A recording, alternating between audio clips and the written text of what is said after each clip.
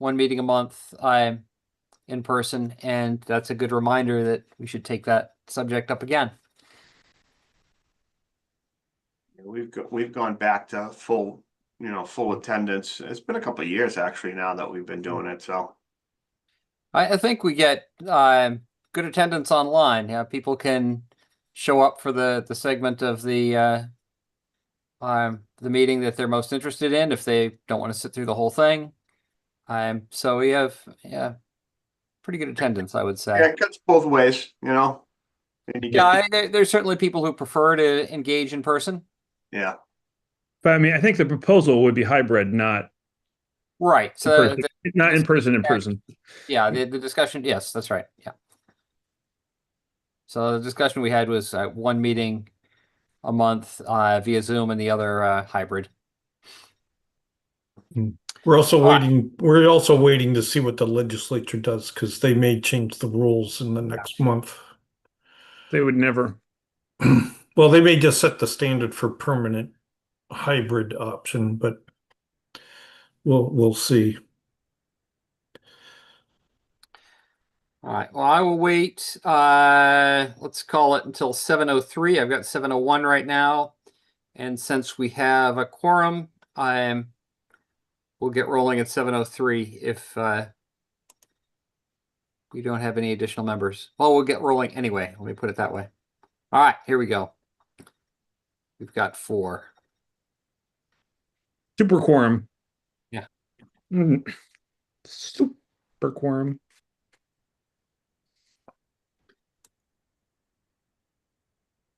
Don says, computer is slow to boot up, on my way. Okay.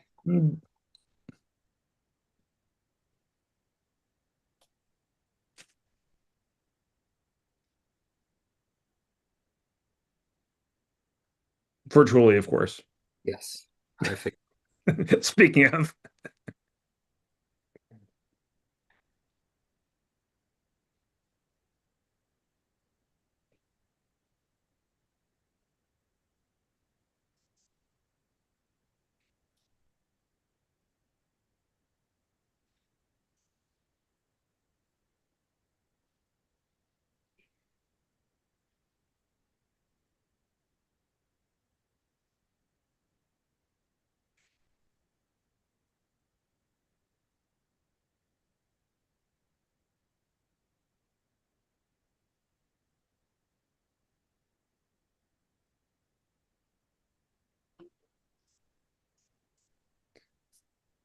All right, it is 7:03, so I will begin the meeting.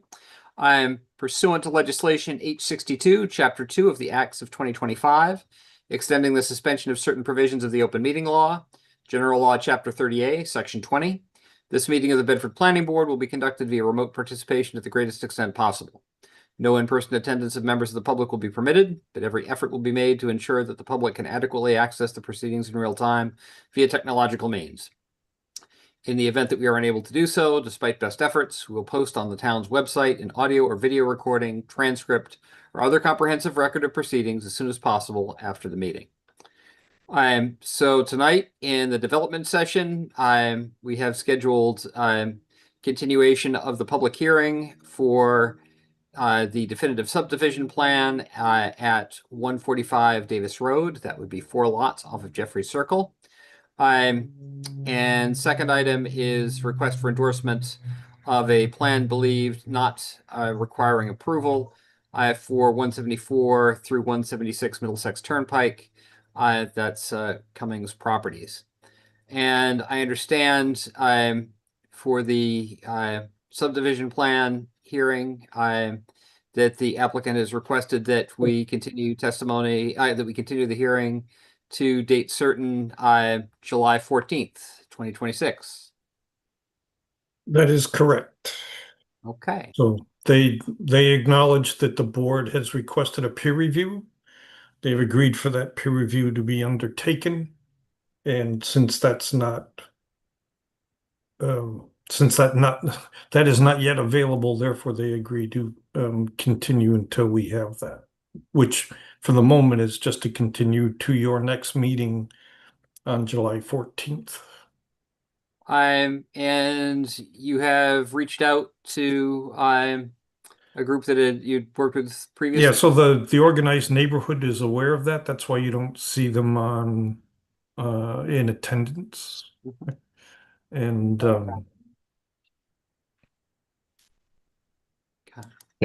Move to approve move to continue the hearing for the aforesaid property to the aforesaid date. Oh, I was supposed to put a hand up, and John was first. I actually had a question Mr. McLean, please proceed. from Tony's memo. He said something about a GEMA review, which is a term of art that I don't understand, or I assume it's a term of art. that's the name of a consultant that was hired on behalf of the neighborhood. Okay. And that review was included in your backup materials. I may have missed that. Yeah. Okay. Thank you. I second what Steve said. So, Mr. Hagan, how do you vote? Aye. Mr. McLean, Aye. Ms. LaFrance Linden, Aye. Mr. Crowley. Aye. There's a hand raised in the audience, by the way. Just Aye, FYI. yes, I'm going to take that after that, and the chair votes aye. So, hearing is continued to July 14th. So, with that, take question, comment from the audience. Alethea Yates. Hello, can you hear me? Yes. Yeah, I'm here on behalf of the Historic Preservation Commission. Just wanted to give you a heads up regarding 277 The Great Road. Don't know if you're aware, but because that house was built in 1920, it is subject to the demolition delay bylaw. Okay. I was in contact recently with Scott Gould over at Building, and he said he didn't think anybody had been aware of that, so I thought I'd just spread the word. Okay, that's new to me. So, thank you for sharing that. And that's it for me. Thank you. Thank you. I'll just confirm that she is correct. Yeah. And we have alerted the new owners, the Maggiore company that bought the approved project, and they should be initiating that review with the the Historic Preservation Commission. I keep forgetting to not try to use acronyms during the meeting, but yeah, so that is true, and that'll hopefully get underway in the near future. Very good. All right, so moving on to request for endorsement of the plan believed not to require approval. That is Cummings Properties, 174 through 176 Middlesex Turnpike. And we have a representative of Cummings Properties. Yes, good evening. My name is Michael Levani. I'm an architect with Cummings Properties, representing the multiple owners of this property. If you'd like me to go through them, I will. Otherwise, hopefully we're good. So yeah, we have this plan before you this evening. We believe that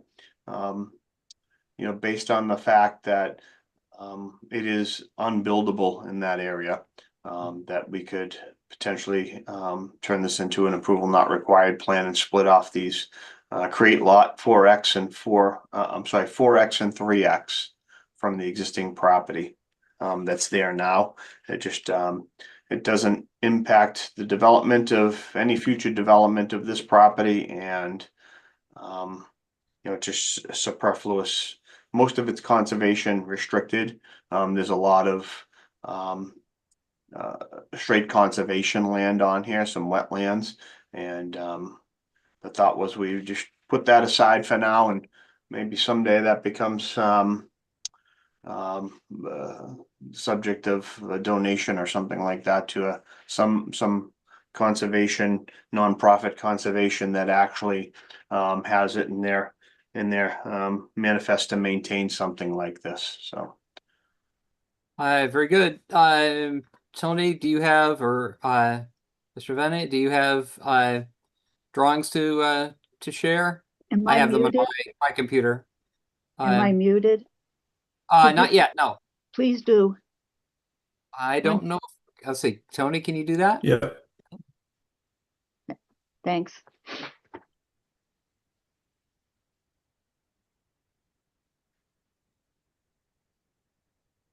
So Tony, you can share it, or should I? Well, I queued it up for you to be able to do it too. Okay, fair enough. Hold on one second, please.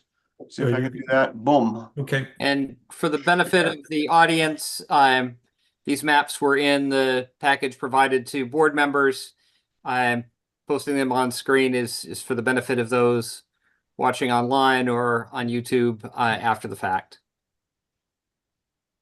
So, You I can show understand the you all can colored, see the it. colorized ones. I I'm sorry, found those. can you see what's on my screen now? I can, I found the black and white when I was reviewing it, a little hard to interpret. That's great. Oh, excellent. Yeah. I had that open in the background just in case, to me, that makes a lot of sense, and it's, color speaks everything, so. It does. Yep. So what would happen is the lot 4B would be this kind of lilac color. And the remaining of lot 3B would be the tan color, and the 2 in the green, the 4X and the 3X would be the parts that would be subdivided. And the acreage of those lots? Yeah, bear with me one second. One is 7.9, I believe. Let me zoom in.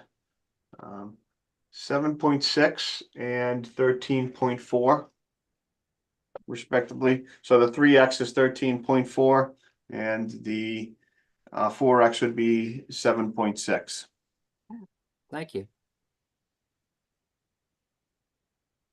And Tony, did you have any comments? No, as I said, because these lots are designated as unbuildable lots, and as you hear, they're intended to be, and they are already protected by conservation restriction. So these are the wooded areas behind the 2 existing office buildings that back up to Route 3, and the removal of these from the gross acreage.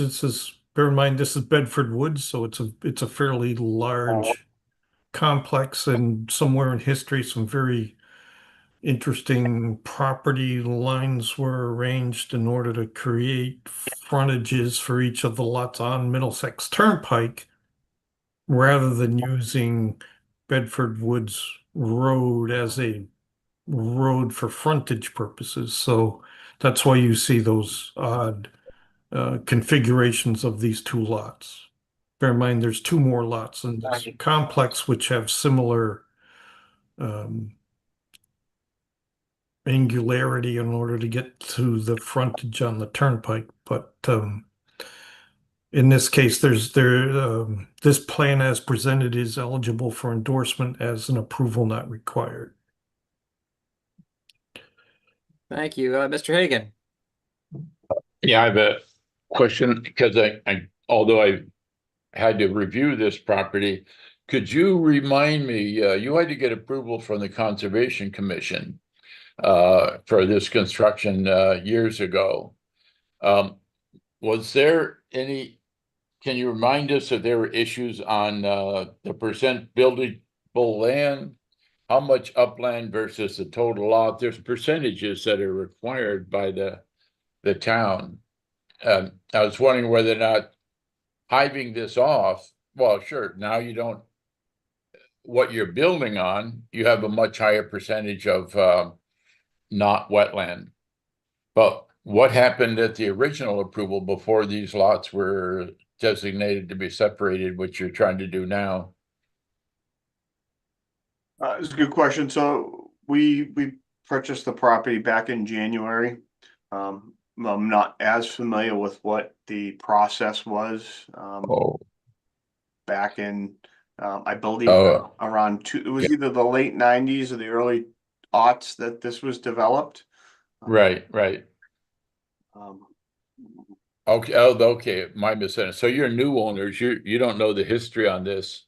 So I'm not going to ask you about the history on this then. Well, it's also, I probably have some familiarity, but that said, since you're the new owners, I will just be quiet and say, this looks appropriate, even from the Conservation Commission viewpoint, and hiving it off actually could be a help in the future you want to donate it to the town somehow.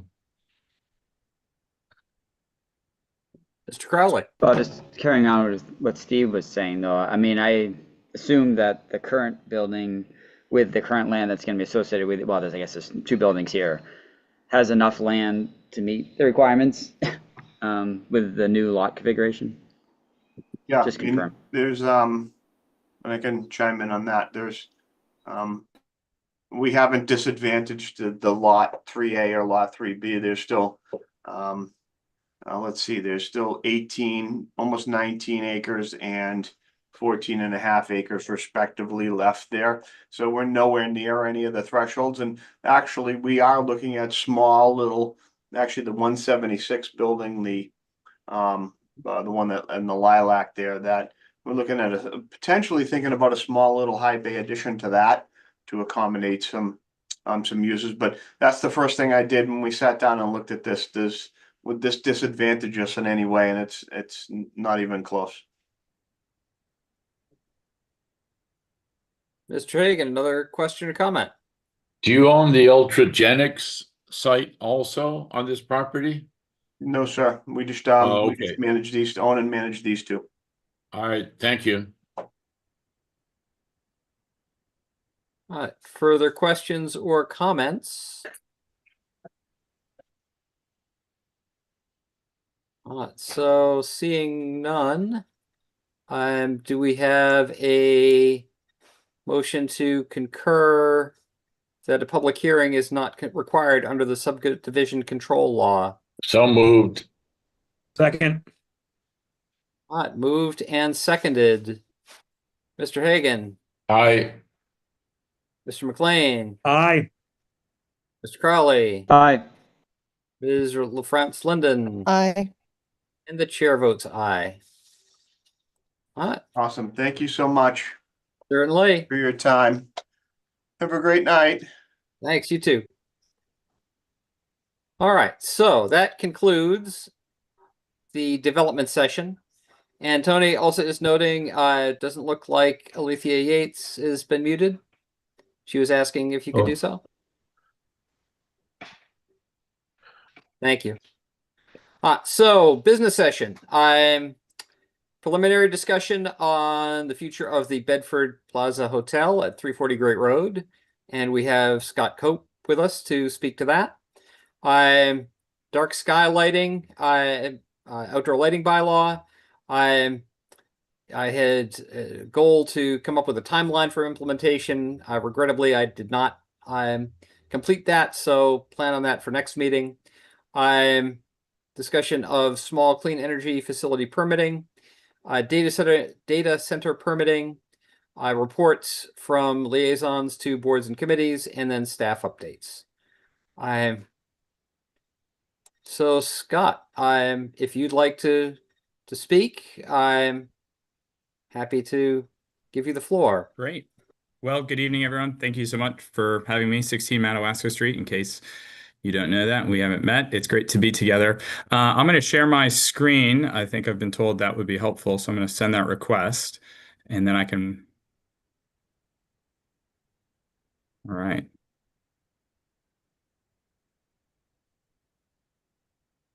All right. So hopefully you can see this now. So I'm going to read a little bit, and then I can ad lib, and I'll get to the end and ask any questions. And really, as you all know, the town has been working to revitalize the Shawshing district in some form or capacity for years now. And of course, that started in many ways with the Great Road business districts, Shawshing being one of the 4. And there's not really been a lot of development and improvement and investment there. And so recently an opportunity has come up where the owner of the Bedford Plaza Hotel and the at 340 Great Road and the parking lot at 15 Shawshing Ave has indicated a somewhat urgent desire to sell. And as I've talked with him, it seems like there might be an opportunity for the town to acquire that and potentially create a public park at $0 to taxpayers.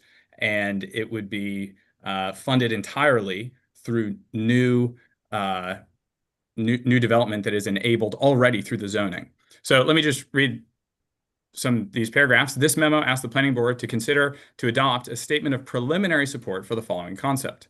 The town acquires the Bedford Plaza Hotel at 340 Great Road at independently appraised fair market value, demolishes it, and constructs a public park on the site. Acquisition, demolition, and park construction would be bonded by the town and repaid entirely through district improvement financing, DIF revenues generated by an adjacent private mixed-use development, with no impact on the general fund, community preservations fund, or existing taxpayers. I should say this does not in any way negatively impact the levy in any way.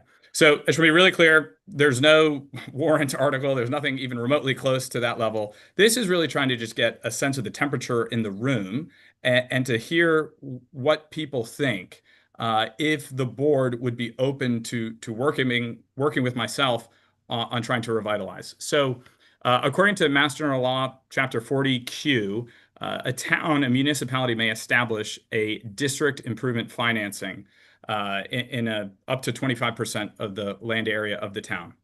And the basic idea is a virtuous cycle of public investment that is funded by private investment. And so they help one another. And so basically, to kind of cut to the chase, what I'm considering doing is buying the hotel at something like its appraised value, somewhere in the 6 to 8 million range. And then I would give it to the town, sell it to the town for the cost of the town would buy it. And then the town would need to, of course, pay for demolition and park creation. And so you might be thinking, well, Scott, where is the town going to come up with the $10 million needed for that? And the answer is that district improvement financing, the way it works is that future tax increment revenues pay for the civic, the infrastructure, or the public park. And so in that sense, the general fund is not touched ever. And CPA dollars, those aren't at all impacted. And so just to put it like really concretely, currently we have a hotel and a parking lot. The reason why the parking lot has stayed a mostly vacant parking lot is because of the parking minimums at the hotel. So insofar as that hotel is standing there, that parking lot will always remain a paved over parking lot. It will never become productive and beneficial for the taxes of Bedford, for the tax basis, or just a community service. It will have to remain that. And so what our proposal would do is it would it would get rid of, frankly, what is an eyesore, and it would create a public park, and it would enable a productive use of 15 Shawshene Avenue, and it would produce long-term tax revenue for the town through this mechanism of a DIF, district improvement financing. There's all kinds of technical details that we can get into about how the bonding works, and I'm very happy to discuss that. If this is something eventually that the town would like to go forward with, it would be very helpful to have a development agreement between the town and myself about how this would happen. I've talked to 26 different residents about this, including on a number of boards and committees. And I've heard 26 affirmative. We love this idea, Scott. I had one gentleman tell me, I said, this isn't going to impact the taxes at all. And he said, Scott, I don't care if you raise my taxes. Just get rid of that hotel. Now, nobody has any plans to do that, thankfully. But just to be clear, so this project and the bonding and the acquisition of the hotel is based upon the future tax revenue. So no general fund impact, and it's entirely on basically the parking lot and maybe adjacent development that we would do that is enabled through the town's acquisition of the hotel. So if there was sufficient agreement and excitement and interest on the board on this, I would ask that they would consider adopting the following statement tonight. The Bedford Planning Board finds this concept consistent with the town's planning goals. If a warrant article embodying this proposal and satisfying the fiscal and due diligence conditions described herein were presented at the town meeting, this board would recommend its passage.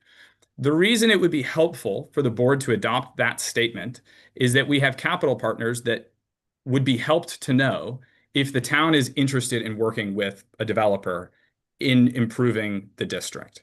So I've spoken with Mass Development. They are on board. They think this is feasible. And I have a lot more details that I could share. I've spoken with a number of people individually, but at this point, I'll shut up and turn it over maybe Chris to you or Tony or anyone.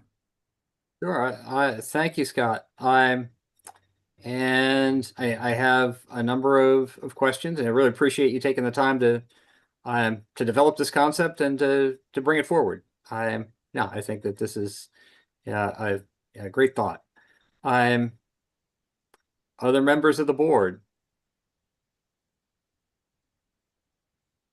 Mr. McLean. Yeah, so I guess I have two questions. So do we have to worry about running into the bond limit at all? No, it does not count against. If it's financed this way. Okay. Yes. Great question. And I probably could have just read 40Q and figured that out, but You're great. There's two types of bonds. There's a general Yeah. obligation bond and a special obligation. General obligation is backed by the full faith and credit of the town. A special revenue is just by the project. Okay. And then the second question is, so I guess the magic interlocking pieces, 15 Shawsheen Ave, whichever you want the parking lot to develop on, and you feel like you can't get the parking lot without getting rid of the hotel. Precisely. Okay. Yes. So that's why something needs to happen to the hotel in this model, and the project can't go forward as okay. I mean, just as a random aside, we could also adjust the parking minimums, but That will maybe, John, I would love to get there, because part of one way that you could help us and we could help you is if under Chapter 10 of the Bedford zoning bylaw, there is parking minimum. It would be helpful if we talked on that as well. I don't necessarily I know people have feelings about the hotel, and I don't necessarily want to get in the way of those feelings, but I also wanted to put in a plug for lower parking minimums. Okay, thank you. Thank you, Mr. McLean. Mr. Hagan. Chris Gittens sent in a list of questions. I'd like to defer and hear Chris Gittens' questions in that discussion. Thank you. I am happy to. Chris, I have those on this document, and I can kind of Oh, just great. scroll down. So just as a very, preliminary, this is an example of a proposed park, what it would look like. And then you think, well, what would happen over here? An example of our proposed development would be something like this. So the ecological benefits we think would be significant. The tax benefits we think would be significant. The community benefits we think would be significant. So the first question, Chris, maybe I'll let you read the question and I'll give the answer. Yeah. That sounds good. So what are the estimated annual bond payments? Range is fine. My intent in asking is to apply an estimated annual interest rate to the total bond value. Yeah. So basically, the biggest variable in this is what the hotel appraises at. The refugees that were there a handful of years ago really inflated the tax value. It went from about 3 million assessed value to 14. And it has now been abated to 5. So there's some ambiguity. The owner of the Bedford Plaza Hotel has an appraisal for 9.1. We think that number is probably higher than it would be today. And so I think so basically the total bond cost would likely be acquisition at the appraised market value, demolition cost, park creation, and perhaps some capital costs as well. So hypothetically, if there was an $8 million bond, that'd be $475K per year over 30 years. If it was a $12.5 million bond, that'd be $745K over 30 years. The next number of questions, Chris, if I can just go there. Yeah, please go right ahead. Yeah. So, and just to be clear, this would be one version of our development. We would like to potentially go there, but we're really, and you see that broken out on a chart here.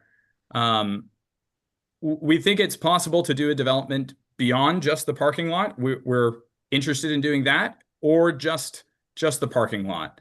And so here you see some addresses that we're working with. Now, I just want to be maybe really clear. I'll go back up to even a paragraph. that DIF financing only allocates additional tax revenue to the DIF project. Therefore, current tax amounts will continue to the general fund. Only the tax increment will service the bond payments, which ensures the general fund does not decrease. Also, if projected tax increment is sufficiently higher than needed to repay the bond, the town can allocate less than 100% of the tax increment, e.g. 70%, to bond servicing. Thus, the new development would fund the DIF project and grow the general fund simultaneously and immediately. So here you see the annual tax revenue for some of the parcels that we are in talks with. None of that would decrease ever. That would always continue to the general fund. If Chris, you don't mind, I would like to pull in my associate Mark Savage, who's on here, and he could help walk through some of these. Mark, would you like to talk about this question about the DIF bond cost and the 1.2x? Yeah, for sure. Hi there, board. To introduce myself, Mark Savick. I'm an external consultant working with Scott, pulling in all sources of external data and checking all these fact sources from the state and city level data, zoning bylaws, and DIF financing. So yeah, just to repeat this question that was sent over of what is the total property value corresponding to 1.25x the DIF bond costs. In an example scenario of an $11 million bond with a term up to 30 years, we wanted to highlight an example where the general fund could be contributed to automatically. And that could be a capture rate for the first decade of 80% to the DIF and 20% to the general fund. So the city starts seeing benefits. And then the capture rate later on being 30%. This is just an example calculator that we can share afterwards. Those rates can be changed, obviously, with the bond formation. An illustrated rate of 4.5 with Bedford's AAA rating, but I think that's quite realistic. For what that means is that the city would have to see the project value be at least of 80 million in this example to have 1.25x of being an ample debt service. That for us is our most conservative scenarios. Even if in our most conservative scenarios of a projected development, we aim to be over 20% that value amount, adding to the overall area of that mixed use development. So we've targeted a lot of room to ensure that we add additional value to the Bedford area so that that tax revenue will increase dramatically for the next following decades. Great. Mark, Chris, I don't know if there's any follow-up or honestly, I think I might. Yeah, please continue. This is really good. Great. Mark, I think you've got the next couple ones if you want to just keep going. Yeah, for sure. So value per acre with similar suburban developments in the Metro West and greater Boston area. So the value per acre is quite normal for the density. So I would say between conventional suburban multifamily and denser inner ring infill, termed as gentle density or missing middle density. So not large, tall, spiky condos, not single family homes, but that 3 to 4 story unit walkable urban district. That estimated value is 30 million per acre. That is higher than conventional low density suburban developments, but consistent with compact and infills. So typically auto oriented or garden style suburban projects are at a 15 to 30 unit per acre, can be 7 to 15 million per acre of completed value. Ours is closer to 30 units per acre.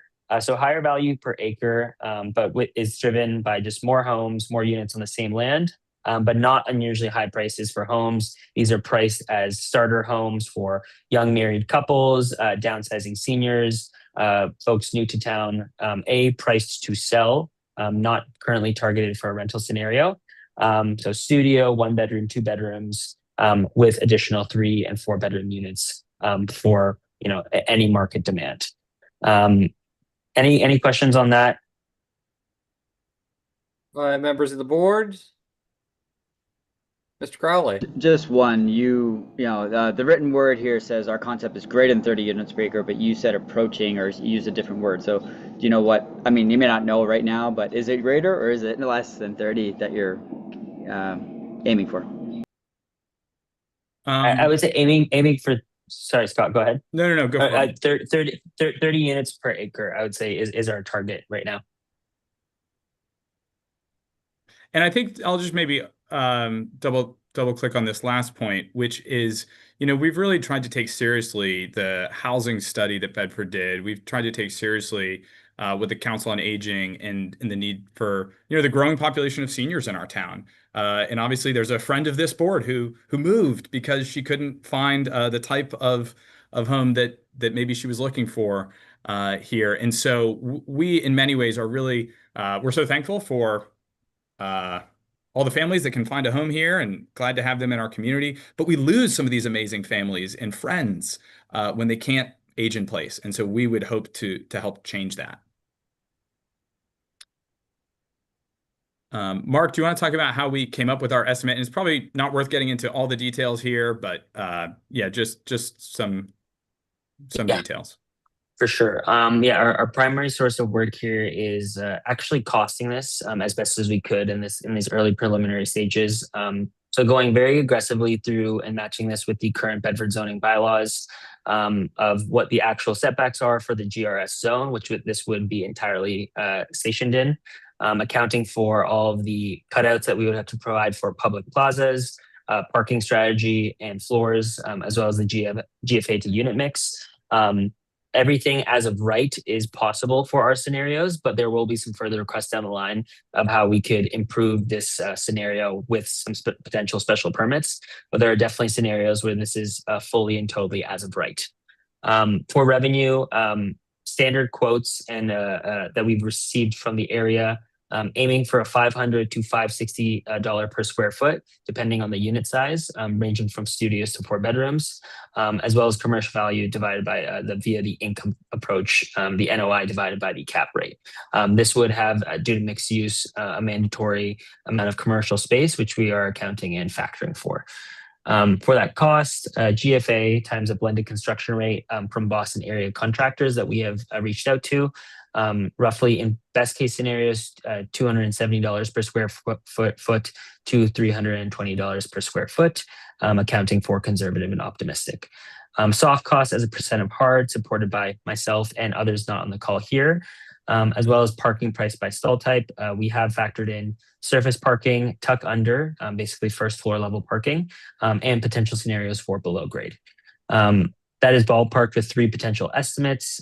Each of those we think are possible in our scenarios, but we wanted to prove that this project is viable, not in a perfect world, but in many variations of the world, which we must be accustomed to. We've sourced all of this. Sorry, go ahead, Scott. Yeah, and if I could just jump in there, Mark, as I was talking to Mass Development today, I think they were very supportive of this. And one of the things they said is if this is the type of acquisition, demo, and park creation, if this is the type of project that the town was interested in, the district improvement financing could be much larger than our own development. And what that would do is it would capture the tax increment value of other parcels as well to repay the bond, and then again really kickstart this virtuous cycle. Because I think we all know in town people say, "Oh, I wish the Shawshene district would improve," and we all love going to McDonald's or Euphoria or Bedford House of Beef, but we all know it's not quite what it could be, and we think the town has done really good work in setting some parameters in place, but the DIF is specifically designed to try to incentivize private investment. And so I think if there were concerns, for example, that, hey, Scott, your project alone cannot service the debt, which we're very confident in, we think the numbers back that up, and even in our most conservative scenarios, that would be one option. If the town still said, hey, we like this idea, we just think we need more revenue for it, that would be one option to grow the DIF. Maybe, Mark, I'll take this. Chris, you asked if there are any developments in Greater Boston similar to what we're proposing. I'm not sure if the board members know the Lexington Place condominiums on Waltham Street in Lexington. Chris, I'll send you this document, or Tony, and certainly you can send it out. But it's right off of Mass Ave, and I think it's about 40 units, 3 stories, mixed use, retail on the bottom. And I think Woburn Village is one option. I think honestly the scale of that is significantly larger. Yeah. That's the Market Basket, that's the Avalon community. That's significantly larger than what we're doing. Let me, if I may, just kind of skip ahead because this is probably where the rubber meets the road a little bit. Sure, yeah. Chris, you say if you don't receive town support for the diff bond, yeah, maybe I don't know, Todd, if Sorry, I don't know if you don't mind scrolling back. I saw something interesting with the Woburn one, and you just said it's much larger, right? And Oh, maybe, yeah. so maybe we can't compare, but it said, increase the property value from 10 million to 57 million. And I thought you were kind of indicating something about 80 million for this site before. Did I misread what I kind of saw? So we haven't, it will depend on, frankly, the land assemblage that we are working for. We do think there will be very significant growth. I don't know if I can put a number on it right now, but yeah, very significant growth in the value that will contribute many times more in tax generated than whatever the bond would be. Yeah. Thanks. It's a great question. If we don't, will we proceed with the overall project? We intend to pursue land assemblage with multiple adjacent parcels. The diff is the mechanism that allows us to include the hotel parking lot, 15 Shawshene Ave, in our development plans. If the diff is denied, we would likely not pursue acquisition of the hotel/parking lot, but focus our efforts on adjacent parcels. Put another way, without the diff, the hotel will stay a 2-star hotel, and the parking lot will remain a paved-over parking lot. Would you still plan to acquire the hotel? If so, if we knew that the diff would be denied at special town meeting, we would likely not pursue acquisition of the hotel. We believe, frankly, somebody can make money on it, but that's not our goal. Yeah. So really, this is a way of kind of like moving the development from one parcel to another, if that makes sense. Yeah. And then maybe, yeah, just kind of this is last one for this rubber meets the road part. How would not obtaining the diff bond affect other parcels involved in the plan? How would it change what we plan to build on them? So our vision is a pedestrian-friendly, car-light development that leans into a walkable mixed-use district. Hence, the gentle density above typical outer ring suburban development. A local park incentivizes this type of mixed-use walkable district. Without the diff that turns the hotel into a park, our development will likely need to be more car-oriented. The truth is, I think a civic park, it can act as an anchor, and it can incentivize and catalyze other development. Without it, it's harder for us to lean into the neighborhood as itself, the amenity, if that makes sense. We want to try to say, hey, folks, live at Scott's development because you're in this wonderful neighborhood and you will love being here and the town will love having you here. If that doesn't happen, we're saying like, hey, live next to this big parking lot. It's just going to be a heat island. Like, don't mind that.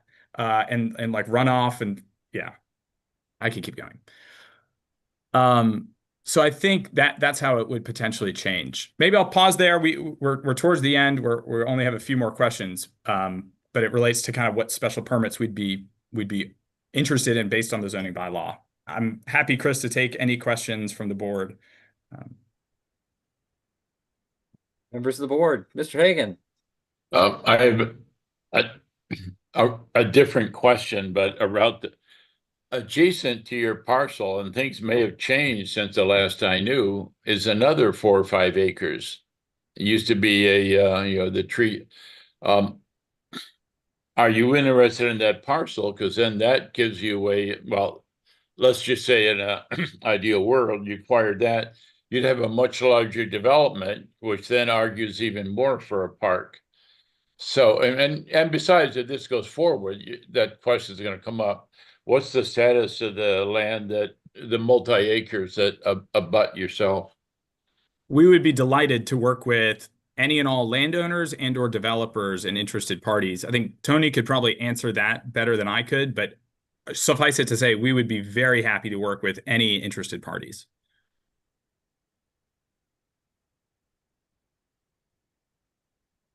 Great. No, really appreciate this. Any other questions from members of the board, or shall let Scott proceed?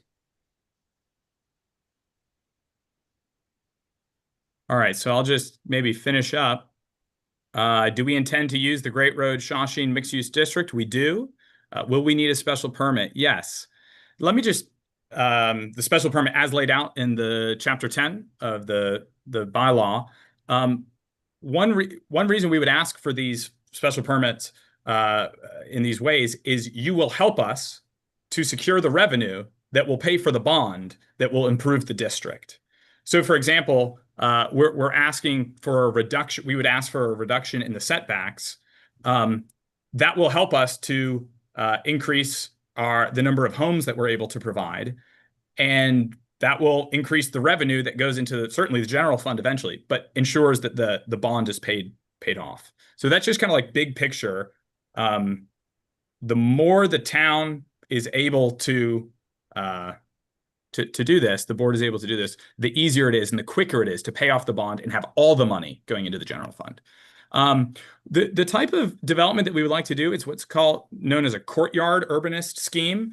And maybe you've been to various charming villages in Europe or more cities, and you'll find these delightful little squares. And I think you saw it a little bit in the visual here, where there is a courtyard in the middle. So the way that the zoning bylaw is written, it's not kind of built with our thing in mind. It's built with people plopping down a multifamily podium building and not caring about the environment and not caring about open space. We care very, very much. There's just the way that we would do open space, we would just ask for flexibility with the town on how it's arranged, where on the site the open space is. It's more condensed as opposed to, I'm sure you've all seen, developments where you have like a little park and it's like 500 square feet, but you're like, but nobody would ever go there, right? We're trying to avoid that. We want to make it usable, helpful open space. And certainly we're very, eventually, Lord willing, we're happy to very much talk about that. We would very much need the fourth story, again, to pay for the diff, to pay for the bond. That's really important. And so that's something one thing we can do, if the town was open to that, we would just that would enable us as is. But even if it was stepped back a little bit, we would certainly be open to that, to reducing the visual impact of that fourth story. And then finally, to John's point, we would like to either eliminate or basically hugely reduce the parking minimum, as is the case in, for example, I believe it's the Center District, the Great Road Center District. We will certainly be providing parking. We will be providing sufficient parking. We will be providing the parking that people need. We have no interest in not providing what future residents and current residents in town desire. However, the current minimums are artificially constraining, and so we would just like to get rid of the artificial constraints and deal with the kind of parking people actually want. All of this goes through the planning board as defined in Chapter 10, and we do not anticipate needing any Conservation Commission approvals, though Steve, maybe if there's something with the 500-year floodplain that I don't understand, please correct me if I'm wrong there. So I think that's the conclusion of my presentation, and I would love to hear the board's feedback. No, thank you very much for taking the time. I really appreciate this. The members of the board. Yeah, thank you very much for going through my questions. Mr. Crowley. Scott, you had talked to me about there's two different levels or two different types of bonds, like a higher interest rate one or something. I didn't really see that discussion here. And I don't totally know what the difference is, but I don't know if you had any thoughts about those or what are we going to do? That's a really great question, Todd. So whenever a municipal bond goes out, there's different types, and two of the main types are called general obligation or special obligation bonds. General obligation bonds are backed by the full faith and credit of the town. So the bond goes out, for a new school or a new fire station, whatever the case may be. And the town says to the investors who loan the money, we will make you whole no matter what. We pinky promise, right? That's a general obligation bond. A special obligation bond says to the investors, Scott's development will make you whole. However, the full faith and credit of the town of Bedford is not backing up this debt. And therefore, because it is riskier to investors, the interest rate does go up. However, there is zero risk that the town will ever have to service that debt. So the concern that, if you'd say, oh man, Scott, I'm concerned that you will not produce the revenue, the tax revenue, sufficient to pay back the bond to get rid of the hotel and create the park from this development. That way the town has no liability in any sense through a special obligation. Now, personally, we would be open to whichever bond town council and the select board would advocate for. We are totally flexible. We would do whatever the town would advocate.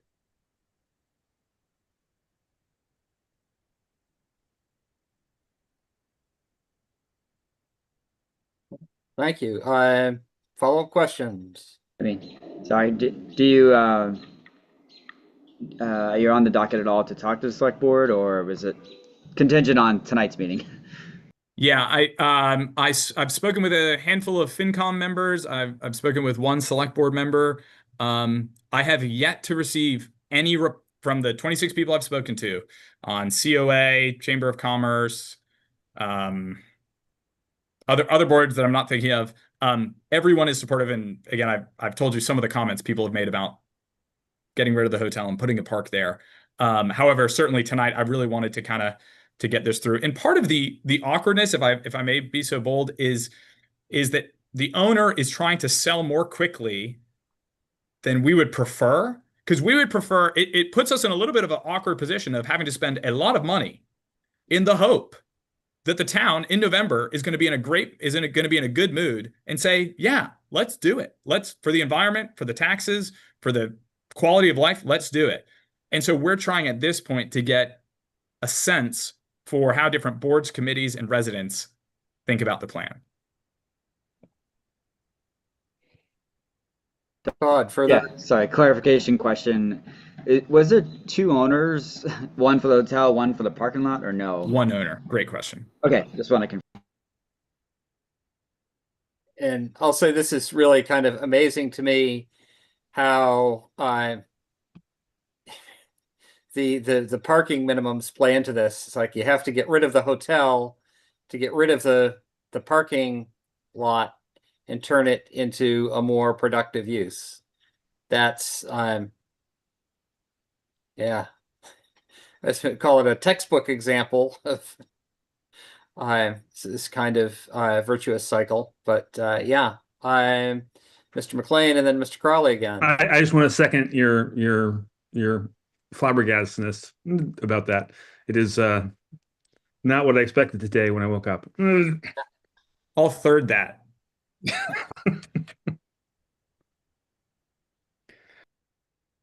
Todd. Yeah, well, I should have at least said I'm super excited about this concept of this project. It seems absolutely amazing. The question might be for Tony. What is the current height of the hotel? Does anybody know? I was just curious. I don't know off the top of my head. I mean, it's 3 stories looking at the pictures. Okay. But, I will not cop to a height. Ms. LaFrance London. Yeah, that was actually one of my questions too, is how high is the current hotel? I mean, I think this has a lot of powerful elements for the town. I mean, obviously the devil's in the details, and as we, go through it and see what can happen where, I think it turns a underused, not particularly attractive area of town into a benefit in terms of open space, in terms of housing, in terms of bringing a little bit more vitality maybe to an area that is kind of on the cusp of a lot of things. There's a lot of good things down there, a lot of good things going on, but it has not reached critical mass to kind of push it over a certain level where I think it can really blossom. And I think this has the potential to do that. That said, I'm not particularly aware of potential issues in funding or other, challenges that may come up. So, I mean, I like it. I guess the one thing I would say, I would hesitate to say that I don't want us as a board tonight to do anything that binds a future board, or that binds us in the future. I think there was something in your statement that said, we will support it in the future. There may be a little wordsmithing that would need to happen there for me to be comfortable.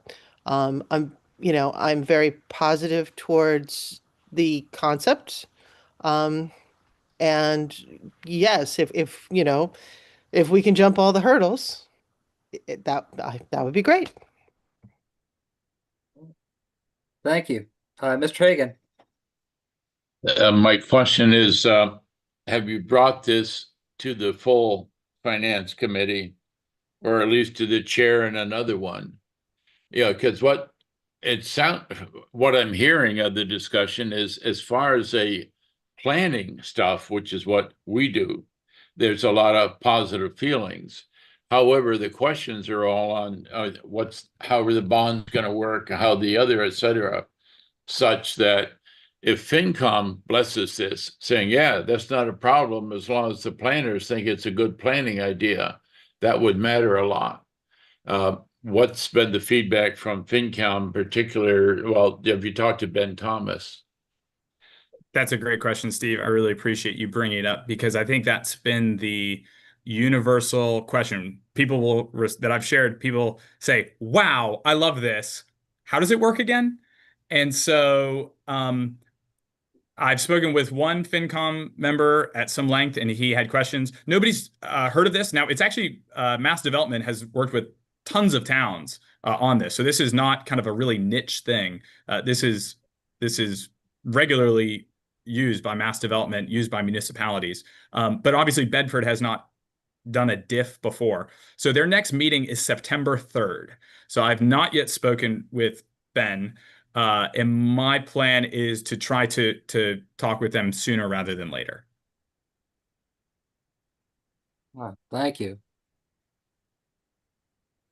Other questions, comments from members of the board?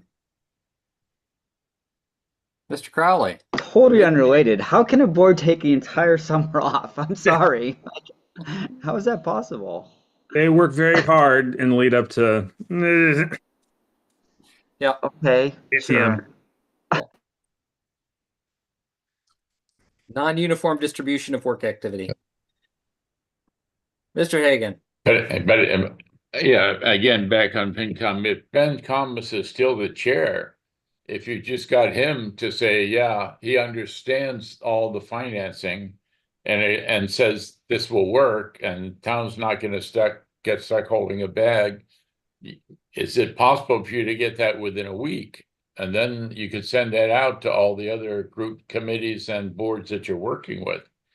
That way you don't have to wait for the full FinCom. Really what you just need the chair, a veteran chair, which I think has been, to describe a blessing in the sense, not that I heartily endorse it, that I don't see any problems with this.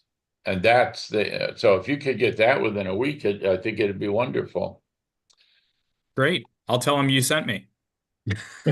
Yeah, go ahead. Or Thanks, they Steve. could have a special meeting, it seems like to me, but maybe not, but I don't know. It seems like it's possible. It's the way I'm looking at this right now, and where your concept is at.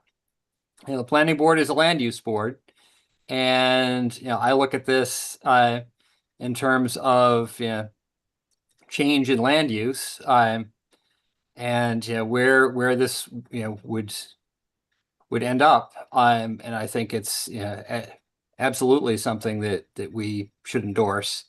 The financing, that's absolutely essential to have sorted out. From my standpoint, it looks like you've got a good first cut at it. more I's to dot and T's to cross. But this looks, to me very promising.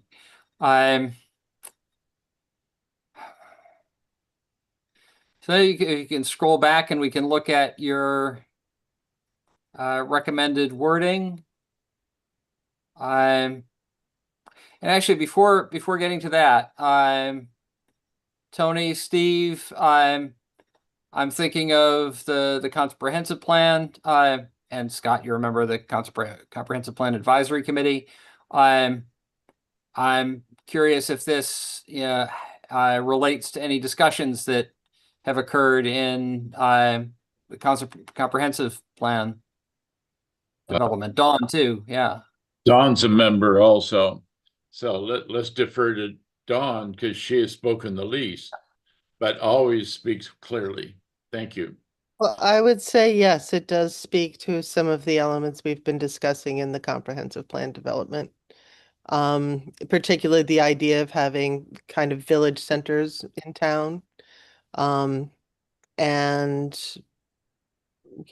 that kind of missing middle housing and the creation of open spaces and, third spaces, if you will, for gathering. So yeah, I think it's in alignment with what we've been discussing at the comprehensive plan. Agreed. Very good, thank you. Mr. McLean. So just so I can get oriented, I mean, like many of you, from a land use perspective, this is intriguing, but of course the devil's in the details. But this article would not be about those details. It would not assume those details in place, right? It would just say a project like this could exist, and if it was sufficiently profitable, then, or lucrative for the town, it could issue this sort of bond, right? So we're not saying we would support the project. We're saying that we support a project that looks like this. Sorry, we support using this particular financing mechanism for a project that looks like this. Right? Can I be less clear? I can try.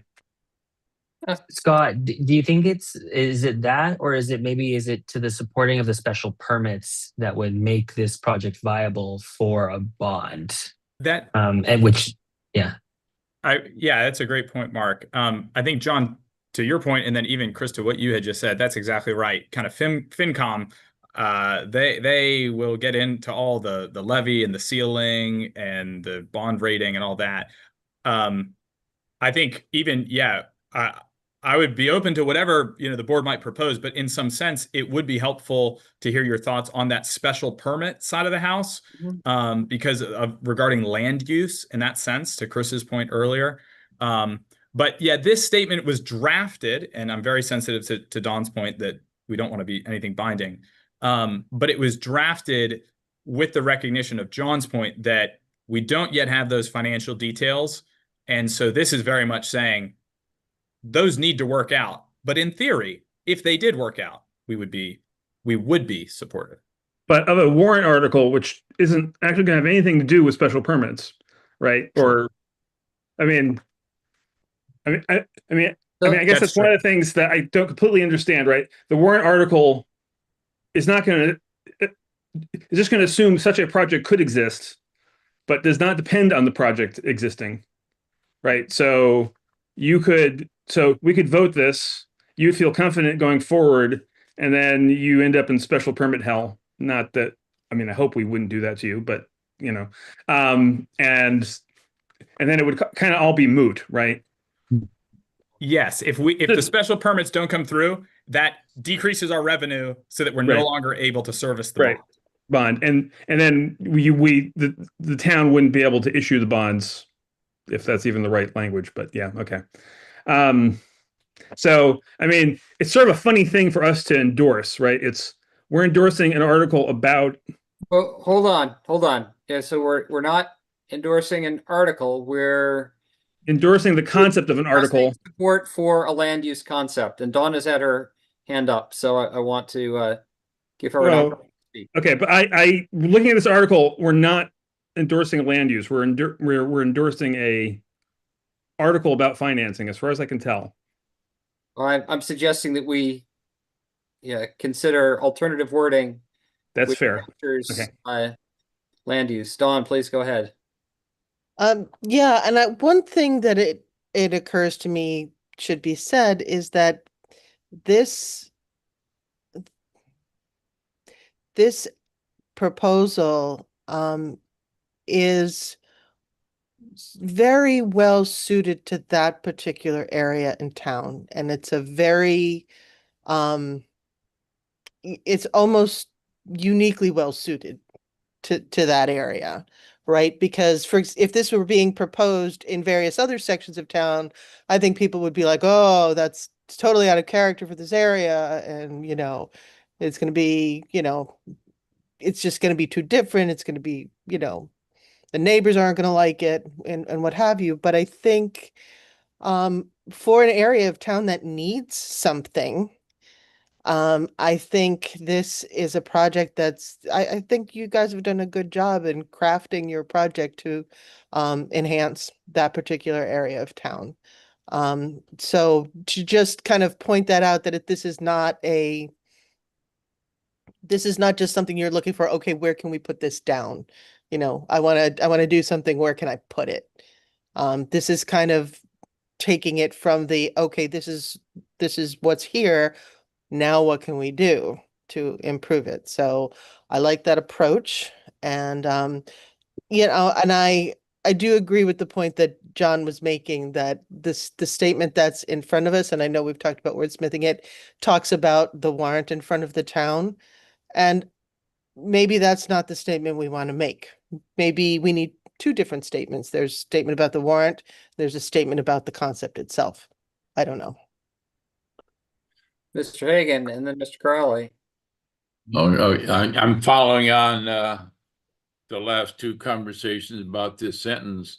My suggestion would be you replace the word fiscal with land management or land use.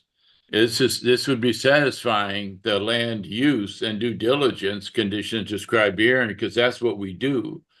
Fiscal is semi out of our lane, and that's the finance committee. So I don't think it puts me uncomfortable saying we're satisfying fiscal. No, we're satisfying land use, and that's the point of the long-term plan. This would fit right in with the long-term plan, I believe, as long as you explicitly call it land use. Thank you. All right. Sorry, I'm typing up the text with the intention of editing it in real time in a couple of minutes. Mr. Crowley and Mr. McLean, you can arm wrestle about who goes next. I got it. So I'm looking at some technical stuff here. In terms of, to go back to the question regarding the special permits, and is this where the proposal is, basically the parking lot, I guess, and then maybe a bit more, but that is in the Great Roads Shawshene subdistrict, correct? Yes, that's correct. Which I'm trying to look through our zoning bylaws because I don't have it all memorized, but it seems like we do allow a maximum building height of 48 feet in that subdistrict. With a by special permit, it's 3 by rights. Right. Yeah, 3 or 4. So, for me, especially you talked about potentially further back, it's 48, and then in the front, maybe it's a 3-story or something like that, potentially. I'm told that seems reasonable to me, but considering it's allowed, it's in our bylaws, to me, this is part of the point of like having these flexibility. So for me, the height makes sense, especially if it's further back than it's 48, maybe not all the way to the street, depending on the design. But I was a little confused about the setbacks because, I think for this sub-district, it's 10 side, 10 rear, and 20 front. And I don't know if you need more relief than that, or if you're thinking about more relief than that. That's a really good question, Todd. So, depending on the setback, and I think our vision is really kind of an activated public space, if that makes sense. And so we would want to do that, and yet also we want open space. And so the way we do that is through the courtyard, so that we're basically moving, like a 10-foot buffer that really you can't do much, and we're trying to consolidate that from the front, side, and back and move it into the middle for families, for kids, for the public. And so that's why we kind of would need it, because basically it crunches the usable courtyard space in the middle if we have those setbacks. Okay, so it's probably mainly the front that's a problem. But I don't even know, this is kind of a question for Tony, can we go less than 20 per front? Well, The bylaw, yeah, the intent of the front is that there be public, both a sidewalk, Yep. but also like a public, some additional public space, and space for street trees and other landscaping, street furniture. And that's why you see typically that I think we set up here a 10-foot minimum for the ability to have, both the passable sidewalk, so the sidewalk is wide enough to meet ADA standards, plus some other public amenities. But you're saying it could be less than 20 though? So I mean, that is, I believe, among the standards we gave the board has the ability to vary. Okay. Yeah. Okay. And then, so there was height, there was setbacks, and I apologize if there was another. Yeah, height's the one dimension you do not have the power to vary. Well, we can go up to 48 though. No, right. In other words, right. Right. Kind of as that concept showed, 3 stories is allowed up at the street, 4 stories is allowed farther back by special permit. Oh, okay. Okay. All right. So I guess I'm just trying to indicate, at least to answer the question, I'm amenable in this location with what we're seeing here. It makes sense to me in the back to go to 48 in this area. So to me, to answer the question, I can say that I can see that it makes sense to grant special permits for this.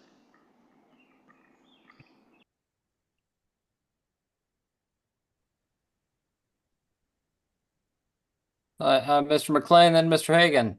So yeah, I mean, I support the notion that we should stick to our land use knitting and not worry so much about the financing, one way or another.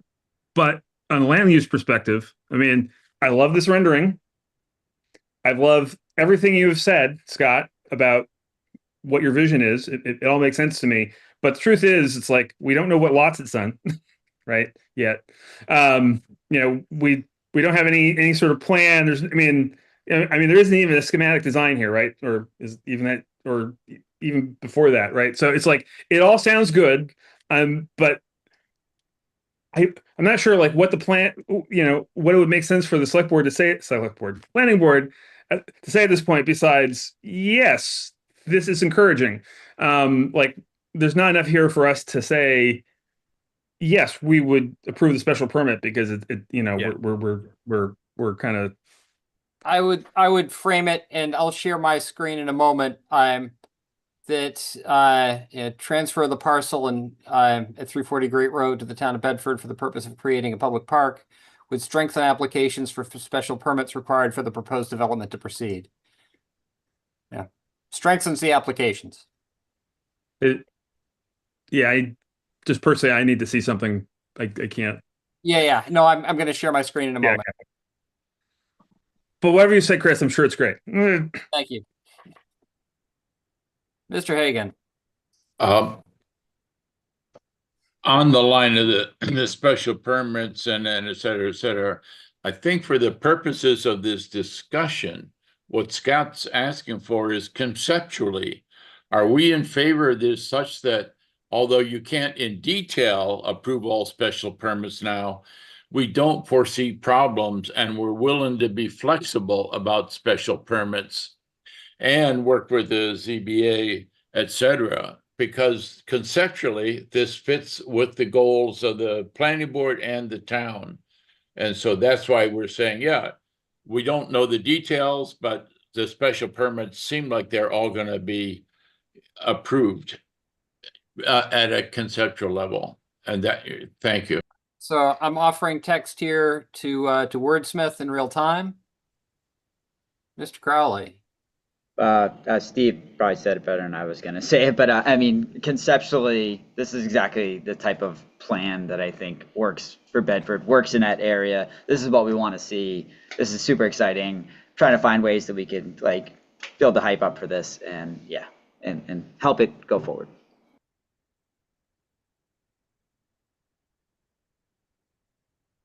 So if I may, Mr. Chair, as the board looks at this, do be aware it's very early in the process and it's kind of on, it's on this agenda because if your next meeting's not for another 3 weeks, by which time, as we're led to believe that the current hotel owner is looking to sell in short order, essentially. And so this is very early in the process.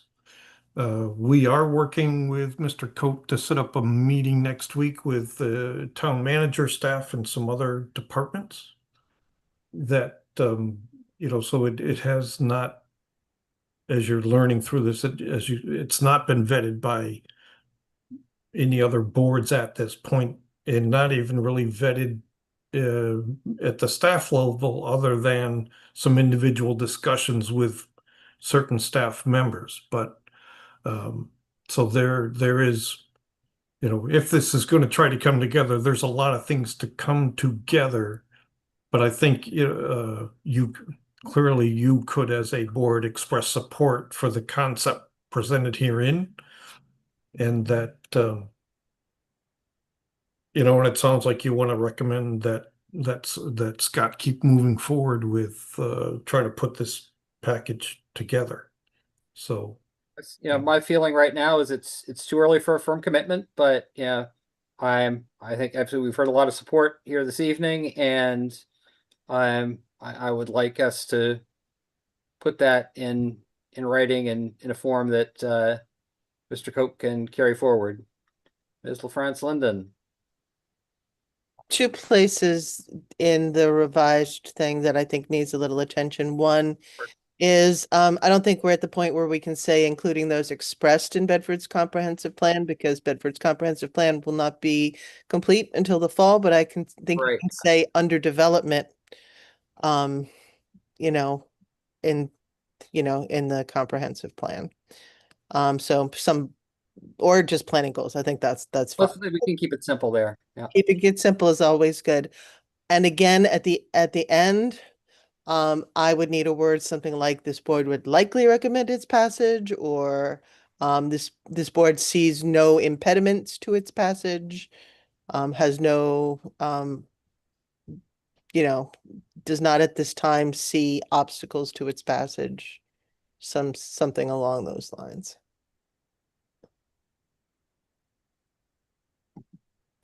I'm looking at the most positive language, which could be reasonably included, and it's likely recommend. We're acknowledging that the details have yet to be worked out, but we like everything we've seen so far. And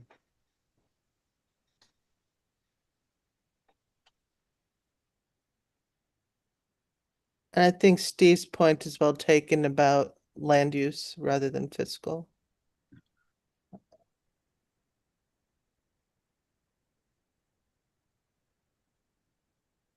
Because if FinCom is going to object, they'll have to do it themselves.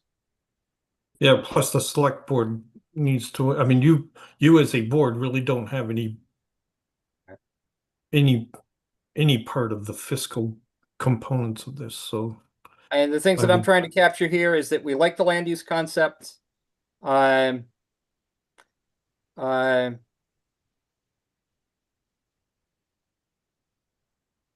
is transfer of the parcel the right phrasing to use? Sorry, I don't always write well in real time. Better language? This looks good enough to me for what we're doing tonight. Scott, what do you think? Yeah, I think this is very helpful. And again, I apologize to the board for the kind of rushed nature of this. It really is the seller's urgency that, given the public nature of this of the park, that it felt like this was urgent enough to bring forward. So thank you everyone for your willingness to work on this in real time. I genuinely appreciate it. And my goal, in a sense, is really kind of being able to go to other partners and say, hey, look, other people would be potentially supportive. They also think this is a good idea. So yeah, Chris, this language looks great. Okay. And I will. One last commentary. When we use the phrase described herein, does that mean this statement is going to be attached to the memo that Scott created? How about we just drop described herein? Due diligence. People can watch the Sure. presentation from today. We've cited the date. It'll be in our meeting minutes. So I think there'll be plenty of artifacts that interested parties can reference. Mr. Crowley, then Mr. McLean. Let's see. The only thing I don't know if we should or should not add anything about like special permit concept, but Yeah, and here I'm just saying that, yeah, transfer of the parcel. Yeah, that I think that strengthens. Yeah, it's adding open space. I think that strengthens request for special permit. sorry, I can't read. I apologize. My bad.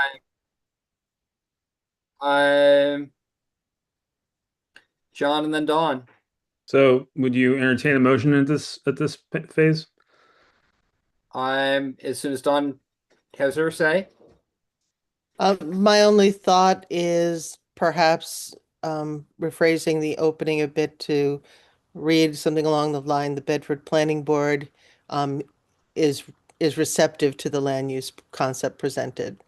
I mean, if folks don't like that, I'm happy with it the way it is, but I think just finding it consistent is only part of what this conversation has been tonight. I think I did not hear any real negative concerns from the board, and I think, if it is in line with our planning goals, I think it's I'm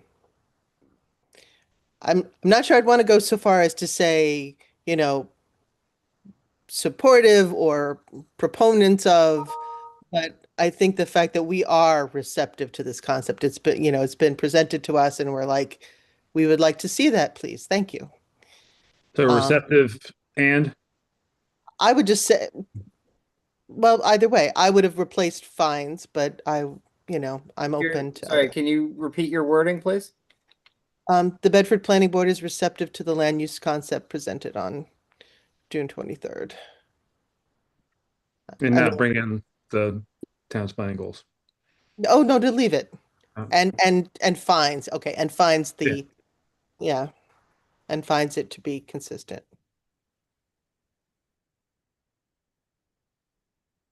Or confirms it to be consistent with the How about that? Confirms it. I think fines is better here. Fines is better, yeah. This is why I hate open meetings. Yeah. I mean, just the sort of work is we don't get an opportunity like this every day, so it's that's important. Yeah. And towards Scott's concern about being a rushed last minute thing, I think it's important not to let the opportunity pass by just because we weren't expecting it.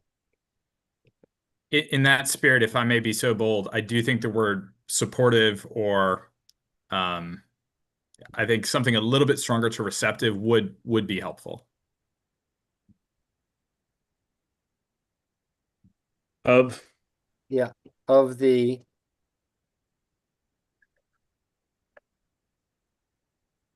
Works for me.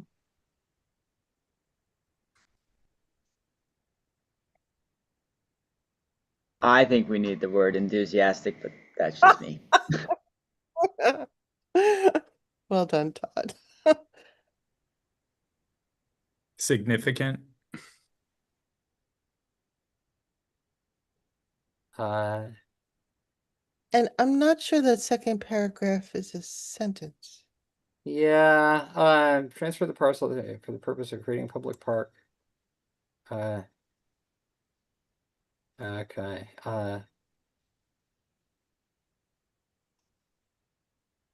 Maybe it is.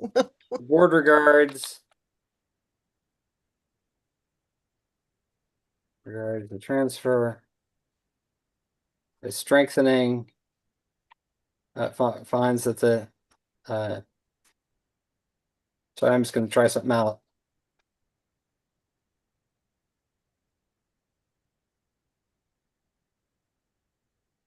About transfer of the, Don't worry, Scott, we'll write it all for you. transfer the parcel at 340 Great Road to the town of Bedford for the purpose of creating a public park would strengthen applications for special permits required in order for the proposed development to proceed. Could we say special permits anticipated? Yes. That's much better.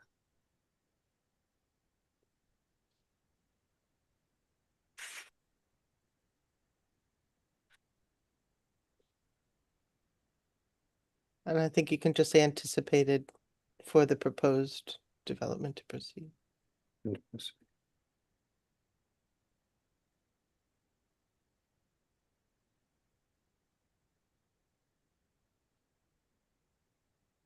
Okay.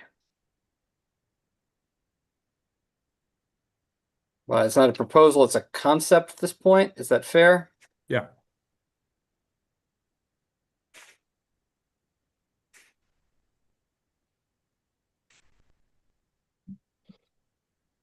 Gonna get rid of the M dashes, sorry.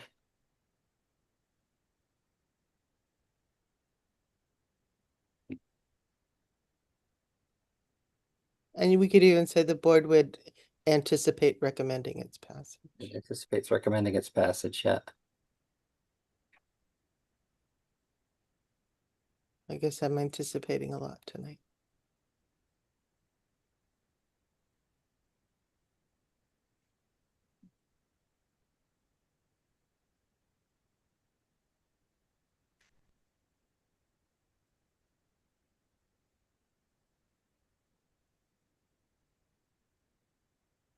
All right.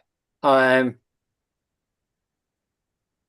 right, so the overall feel I'm trying to generate here is, yeah, considerable enthusiasm, but without a firm commitment. Firm commitment follows from a detailed proposal.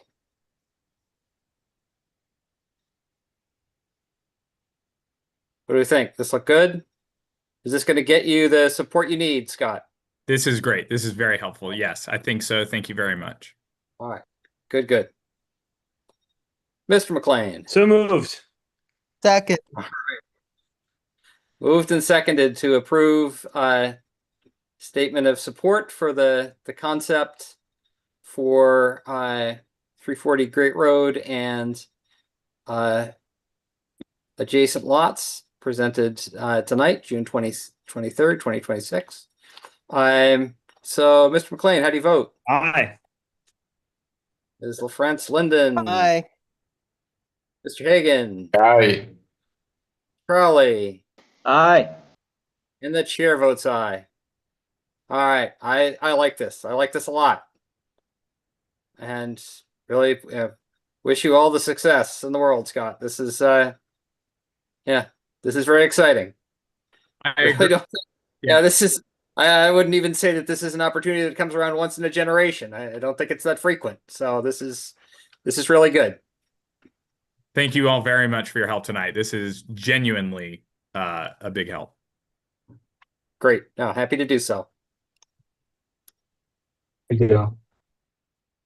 All right. So with that, I can pull up the agenda, maybe. If I don't close the window on my computer. Let's try that again. All right, so with that, outdoor lighting bylaw, again, I had hoped to have a timeline at this point. Unfortunately, I do not, so nothing this evening. Hopefully on the 14th, I'll have something more definitive. With that, moving on to permitting of small clean energy facilities. Tony.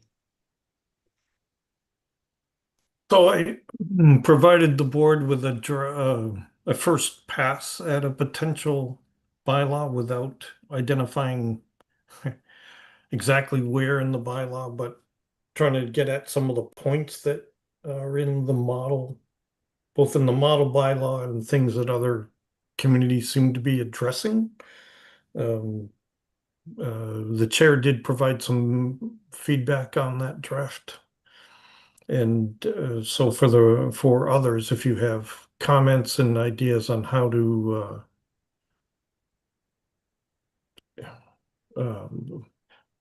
elements that you think need further addressing or elements that aren't even addressed yet in here, and actually even over the last couple of days, there's been more news about battery energy storage systems in other locations, including this company that's working with towns that have their own energy supply rather than the big corporate players that handle large regions. So there's I don't know, it just seems to me there's a variety of land use impacts that need to be addressed before we just accept the state's push to enable these to be more easily built in every community. So that's out there. It's at some point I will try to I will share the draft with the Energy and Sustainability Committee. I do see a member is on the is in attendance, and he who also provided some other background information that that I find to be very useful. So we're continuing to look at this, and we don't, it's one of those things that we need to decide kind of by, we need to know in September what matters we're going to try to submit for special town meeting in November. So we have still all of July and August to work through what a regulation might look like for addressing small energy facilities. And so we don't need, as I said, we don't need to solve this over the next couple meetings. It's just a topic of discussion that we need to be able to address, because technically come October 1st, communities are supposed to have a consolidated permit process in place with a single point of contact. And we've had limited internal discussions about who that should be. And given the retirement of the code enforcement director recently, it might be that our department, because since I don't know, we may want to absorb that role, just because this board is used to doing a lot of the permitting processes anyway. So it may be that we want to be the first and primary point of contact, and then work with the other departments, although we're still waiting for some guidance from the state as to how. I still don't understand how they can require a consolidated permit, which is, in my opinion, contrary to the wording of the Wetlands Protection Act. And therefore, I'm not sure how you roll the Conservation Commission permit into this consolidated permit, but a variety of webinars that are scheduled through the Department of Energy Resources, or actually there's like one a month through September. So it's going to be an interesting learning curve to all try to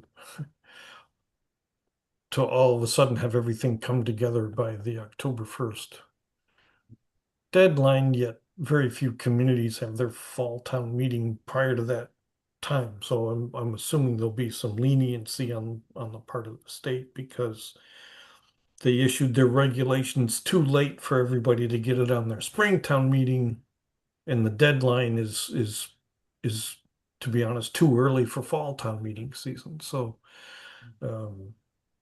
but I think if we have a sense of where we're going, we can then be working with any potential applicants and get through those things like there's a mandatory community meeting that needs to be held and so on. So at least getting those, if we have those pieces in place, at least in a draft regulation, the entities that are trying to build these battery facilities or even solar facilities would likely abide by those. So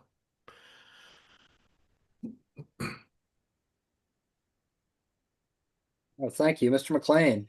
So yeah, I just had a few. I skimmed the draft, and I guess I had a few reactions / questions. So, and maybe I'll just go Brett first, and then you could decide to answer or not. I mean, my impression, especially at like the tier 1 scale, like on a day-to-day basis, these facilities are going to be a fine neighbor. It's really just about if something goes wrong, which, at some level, I care more about the fire department than anybody else. Does it make sense / is there any space to sort of be more cautious around wetlands if something does go wrong? And what zones are we looking to allow this sort of facility in? Everywhere over town, industrial C only. And I was interject with regard to wetlands and on that theme. I know that with the facility that I think has been approved to go ahead now in Oakham, there was a concern about placement relative to an aquifer. And there was substantial local objection based on that. Yeah, well, and I grew up I mean, out I that assume way, so I'm that kind of there's familiar with what's going on out there. and there was a aquifer protection district hearing at select board, so I assume that would apply if this was all happening over such a thing.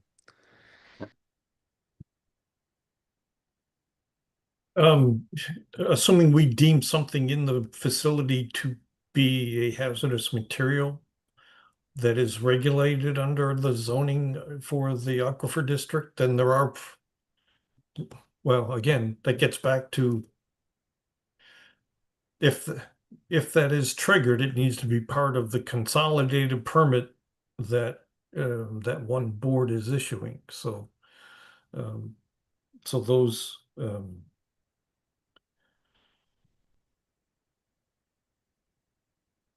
those aspects are still under review, and we'll have need to continue to look at that. A proposal for a particular, a proposal that we've seen for a facility to be put on the back of the Bedford Marketplace is probably within 100 feet of wetlands and therefore would trigger review by the commission, but probably meets their preferred standards of there being no structures within 50 feet of a wetland boundary, but it would, but it would trigger review under the statute. So, so we'd have to look at those things. But but on the other hand, under current zoning, our 4 business districts along the Great Road are the only locations where we would currently interpret that such facilities are prohibited. So, interestingly, these 4 business districts only make up 2% of the town. And, but we need to, given this particular location also backs up to a multifamily residential property, we need to think about what do we want to impose for setbacks. And as Member McLean is referring to, the public safety element of if a battery facility heats up to the point of catching fire, we don't want it to be close enough to a wetland so that if they're trying to douse it with water and there's something in the facility that is a contaminant, we don't want that running off into the adjoining wetlands. So we're going to have to add elements addressing those types of issues into our proposal.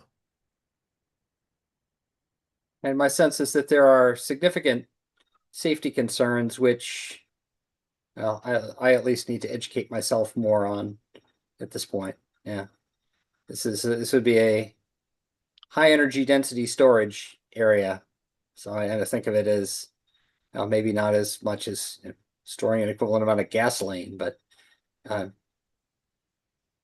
I would be concerned about catastrophic failures should they occur. Mr. McLean. Yeah, right. And most of the technology is still using lithium batteries, right? And so it's the same, like, if you have a hoverboard in your house with there've been a handful of cases, of somebody's hoverboard catches fire and it was just sitting in the closet, or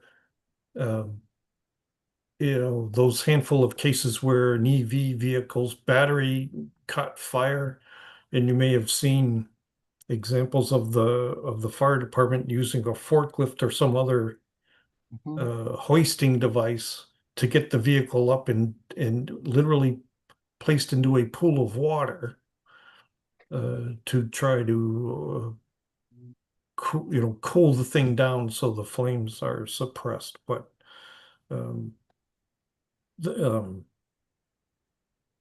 local, fire chiefs look at those worst case scenarios, and that's, we want to make sure we're working with them to get those types of concerns addressed, because clearly the state is kind of saying, don't be so worried about these things. We need you to get these things built, and that as planners, we need to step back and say, well, it's not that simple. So I think we just need to. The former chemist, I'll say it's not that simple. Yeah. So as I say, we're looking at those elements, still doing still doing a lot of research on the various aspects. I mean, the battery energy storage facilities are the ones that are getting the most attention, but also those, like the threshold as to where the state drew the line between a small energy facility to be approved at the local level and a large facility to be approved at the state level. A 25-watt solar farm is actually quite a large array of solar panels. So it's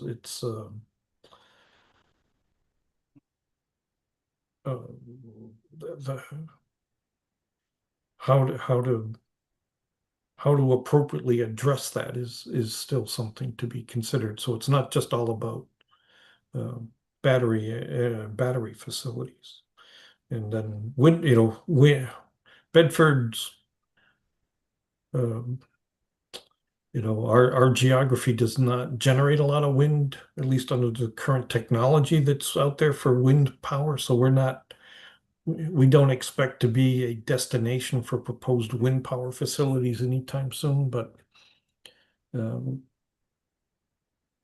but we want to make sure the regulations are in place. If for whatever reason the technology suddenly, we used to joke, can you put just a bunch of small wind turbines or things literally in the median of Route 3 that are fueled by the passing traffic, and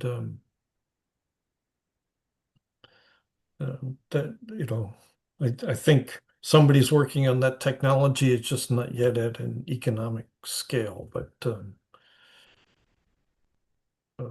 in the meantime, as I say, we have some time to keep working on this, and so it's something we'll be talking about internally with other town departments, and we'll keep trying to revise this so that we have a viable proposal by the end of the summer, if we are partly because, as I say, there's the state mandate to have a permitting process in place.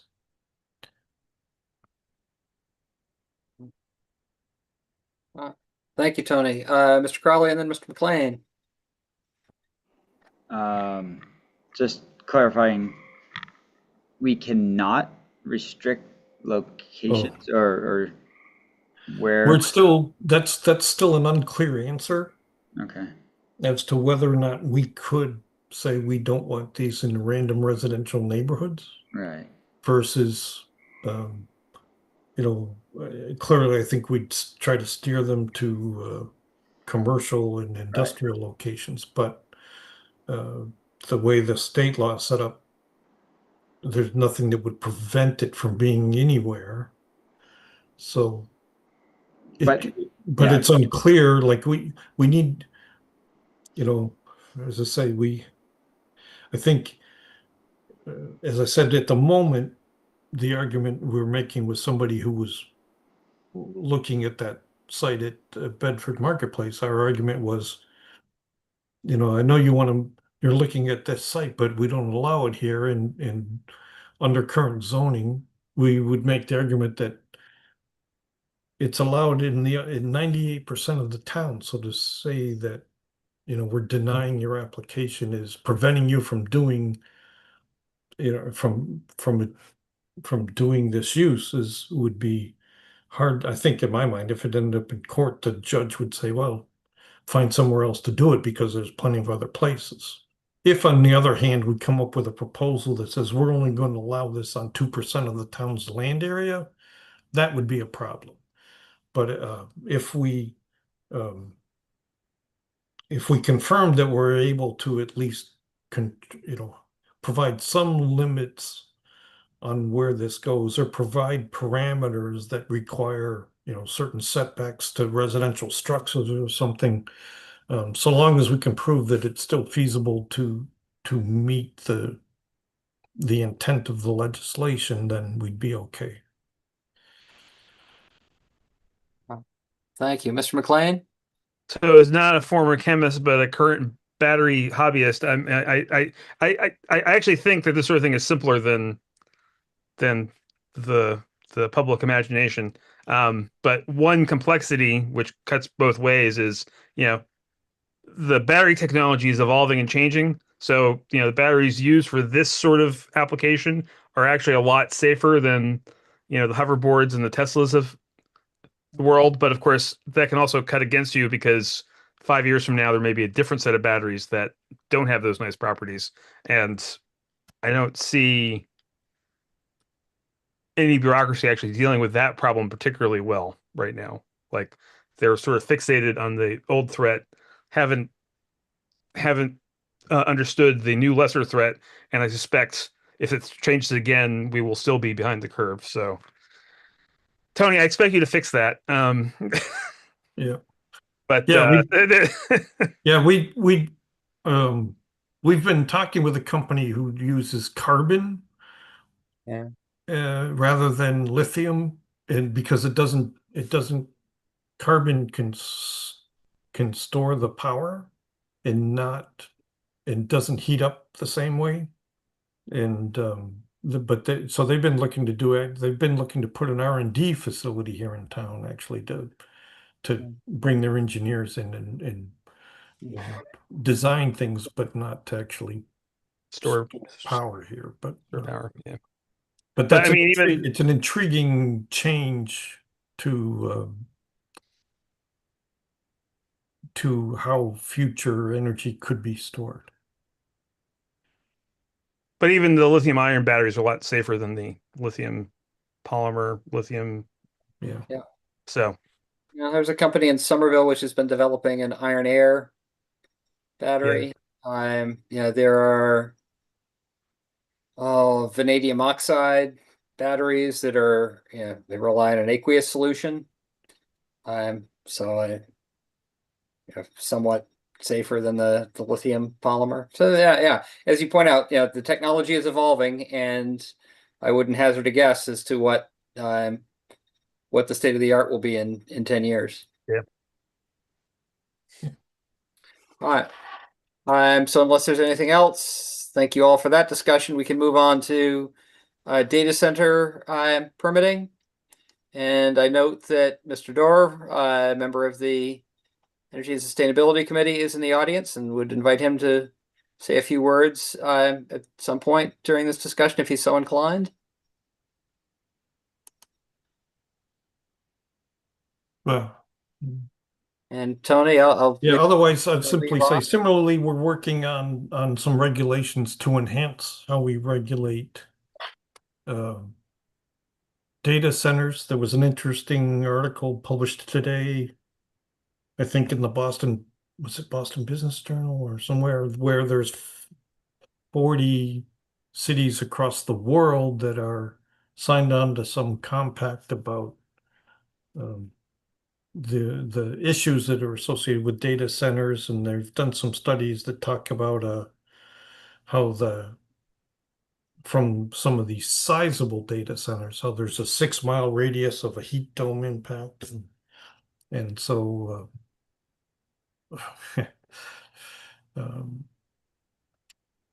and complaints that they're taking up all the water that could be otherwise used for residential development, and they're heavy energy users, and therefore we don't have enough energy to build the communities that we really want for the people. So anyway, we continue to research that and how to best try to augment the we have very limited regulations at the moment, so we're trying to put this together in some format that would prevent for example, when the power company needs more power and they need to do an investment, they typically spread the cost of their investment across all the users in the community that's getting the increased whatever the improvement is. And so we are hopeful to put this together in a manner that says if they need to build some sort of infrastructure, that cost is borne by the data center and not by the residents of the town. So there's a variety of aspects like that. Thank you. And I see that Mr. Dorr has his hand raised, so I'll ask him to say a few words as he's so inclined. Hi, Chris. Can you hear me? Yes. Okay, great. I just didn't want you to think I was standing you up. No. The only comments I have is this topic came to the energy and sustainability just 3 or 4 months ago, and in beginning to look at it, and we've had discussions over the last couple of meetings on areas that would concern us, such as clean energy or sustainable aspects of a data center. It's clear that it's catching a lot of people by surprise. It's growing almost exponentially. That might not be the right term, but it's multiplying. The amount of data centers, the coverage on them. I mean, now there's so many stories on data centers, mega data centers, the huge things, not the ones that have been around for 20 years. You could spend your whole day looking at it. But the main takeaway we have so far is it really does come under the planning board relative to zoning jurisdiction and what have you. And we're there to help you in whatever way we can, and sharing whatever we learn. But from everything we've seen, a community being prepared is better by far than having a project dropped on our doorstep and we're in reactive mode versus, planning constructive mode. And there are a few examples of communities in Massachusetts that have gotten some zonings around data centers in place, some that are working on it, and some cities. I think Lowell actually, since it's a city, it's not a board, but they passed some ordinances from their city council. And I'm sure most of you probably heard there was a horrible experience with them. This data center is almost in people's backyards. And the other key takeaway we have so far is whatever you do, don't fall for the promise that they're going to use clean energy, because there's multiple examples of that promise sort of helping them get underway, and then it becomes very elusive. And even folks like Musk down in Louisiana, where he's playing the game that the diesel generators or jet engine generators he's using are on flatbeds, so they're temporary and they don't fall under anybody's jurisdiction. So it's a huge topic. I think everybody is being kind of caught, not by surprise necessarily, but there's a lot of challenges, and we're there to help you in whatever way we can. Well, thank you very much. Appreciate it. And I'll try and maybe set up a time for us to talk in more detail. Yep, that for sure. Great. All right. So with that, liaisons to boards and committees. Anyone with anything to report? Mr. Hagan.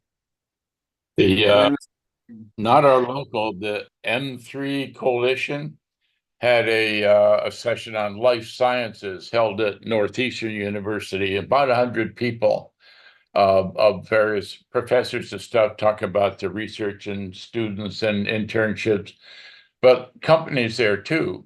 I'm leading up to giving us a compliment. So I went there because I was on the planning board, also because my wife has a life science company in town.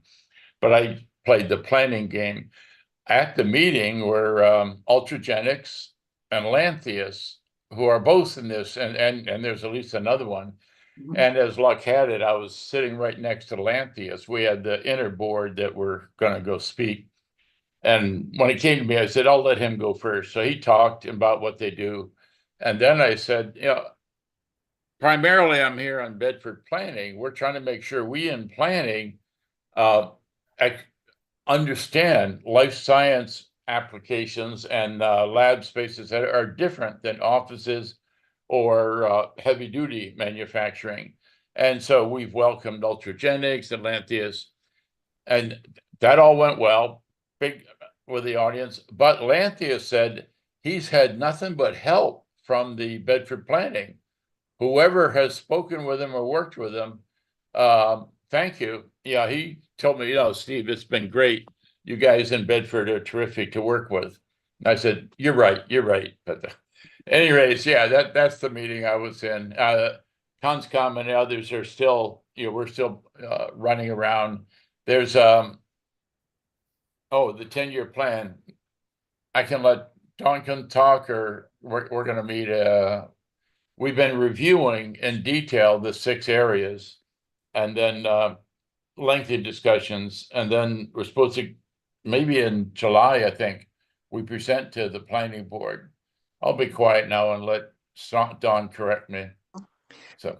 No, well, what we've been doing over the last 2 months is taking all of the results of the outreach that we've done, and the consultant has basically grouped them into strategies for each of the topic areas that we've wanted to discuss. And so we have gone over them in detail as a group. And yes, I believe they are right now working on a presentation for the planning board in July. Hopefully. Excellent. I'll look forward to that. Mr. McLean. I went to select board. Things that might be of interest. Like I said, there was a Aquifer Protection District special permit for 2 diesel fuel generators at 45 Crosby Drive. And it's basically just make sure that the diesel does fuel that if something bad happens, diesel fuel does not end up in the aquifer. They renewed the annual contract for the Regional Housing Services Office, which I'm sure you're all familiar with. Special ed reserve funds transfers, I will just note, but it's not a land use policy issue. Some audit results, ambulance write-offs, they set the water and sewer rates, adjusted DPW fees. And in there was this interesting note that 277/269 TGR got sewer fee deferrals for 38 residential units. So I infer from that that's the new number of units that they're expecting. 43 previously, is that correct? But Yeah, it's been downsized. Yeah.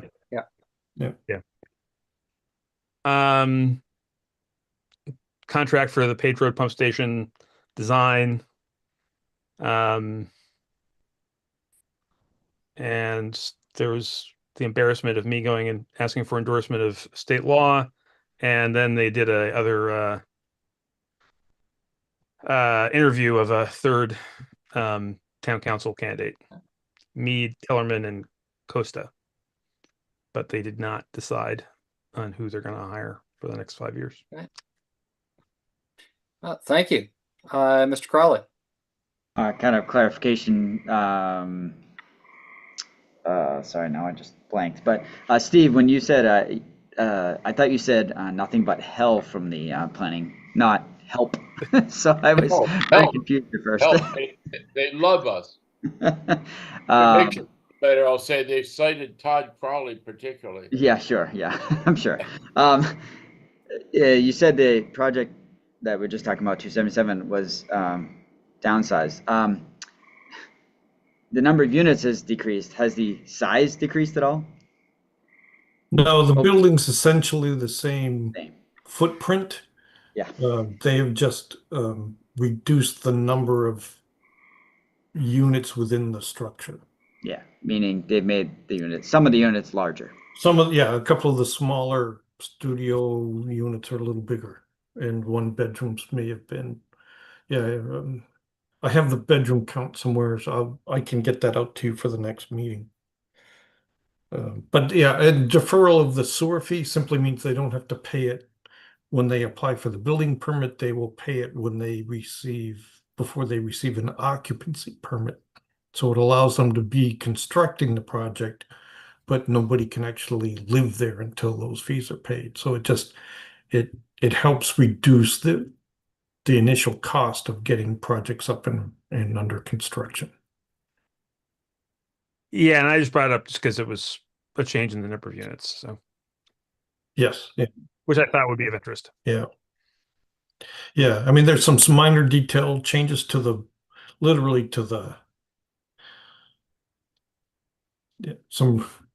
there are some really minor changes to the footprint based on the length of particular wall sections, but it's not anything you would notice. Sorry, Tony, I was just curious what your threshold is for coming back in front of the planning board in terms of, like, let's say it went from 43 to 21. Like, what's that threshold to come back in front of us? Oh, well, it would depend on, in that case, like if you would go to 21 and Same footprint, But instead of like 43 1 and 2 bedroom units, it's Right. 21 4-bedroom units. That Right. might be worth a discussion. You know, if I'm on the curious other what your hand, thought was. they're simply going to only build like a phase 1 of 21 units and kind of, you know, not build the other 20, but literally they're building half the building. I'm not sure we'd bring that back for discussion. So,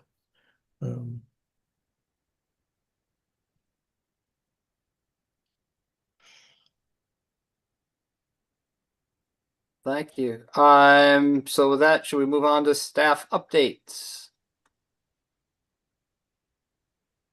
we met today, we being myself, the town engineer, and the Housing and Economic Development Director, met with Beacon Communities, who are the team that last week was awarded the ability to move forward with a housing project on the Middlesex Community College parking lot at 210 Spring Road. So we had an introductory meeting today and kind of went through their concept and we kind of went through the modifications we might like to see, but also kind of preview the theoretical permitting process, because the state didn't really properly set up how such projects are supposed to be. They didn't amend the Zoning Act or the Wetlands Act or anything. So, you know, when the state simply said surplus state land can be housing projects at a minimum density of 4 units per acre, unlike when they did the MBTA communities law and they said you shall amend your zoning to accommodate this, they didn't do that with this. They simply said allow 4 units or more per acre, but they didn't say how. So, but it was kind of understood that we will mimic the standard site plan review process with the planning board to get to the endpoint, but it also on the way there kind of needs a development agreement with the select board. And so we'll have some more meetings with the design team. They actually don't yet have a civil engineer on board. So once that happens, we'll start some other discussions and start working towards the parameters that we will share with you and start working on the elements of agreement that should be brought to the select board for kind of ratification of how this project moves forward. You had identified, and for the benefit of the board, Tony and I had some correspondence about this earlier. You had identified some areas for discussion with Boston Communities. Yeah. For example, they had proposed putting the public parking amenity that we were looking for access to the rail trail and the adjoining walking trails in the conservation areas. They proposed that in what I'm going to call the southwest corner of the property, which I'm not sure they realized was where the differential between the site property and the narrow gauge rail trail bed is the greatest. So you literally can't get from the parking lot down to the rail trail at that location. So they kind of they're open to, like our recommendation is we would prefer the parking at a minimum be at the northeast corner, where you have access to both the Fawn Lake Conservation Area and across the street is the trail into the Wilderness Park. And then bicyclists, if we don't get 2 separate parking areas, we would set up some way for you to just pedal down the road or sidewalk to get to the rail trail, kind of where the existing connection is, because that's really the only place where that grade can be accommodated. So, but the issue, goals of how to deal with the utilities and the sidewalks. They are proposing different curb cut intersections than where the current ones are. So we talked about sight distance questions and it being a scenic road and trying to minimize loss of any of the trees along the scenic road. So their timeline is such as DCAM gives them a year to close on the property, and they expect that they will need all of this year to go through their design. They have an initial 90-day due diligence period just to make sure they're able to move forward. But we did learn that they're not really thinking they're going to break ground before next year, a year from now, a little short of a year from now, but next construction season. So there's plenty of time to look at that. And then whether or not they want to pursue some zoning changes or other questions about should this be a private street versus a public street, and how that affects things like trash removal, and so on. So we got into some of the broader parameters of how this might happen, but making no, there are no decisions yet. It's simply here, these are among the things that need further discussion. So, but that was, so otherwise, I think, well, like their design involved on-street parking. And obviously, if this moves forward if they want this to move forward as a public way, we don't allow overnight on-street parking. So we'd have to think about how that plays out versus if it stays private and it's a homeowners association, then they can do other things. But, and we talked about the fact that, this doesn't match zoning and therefore it'd be hard to do a subdivision so that each of the units is on its own lot, that you could sell the lot as a subdivision lot unless we changed the zoning somehow. So, so there's still to be discussions on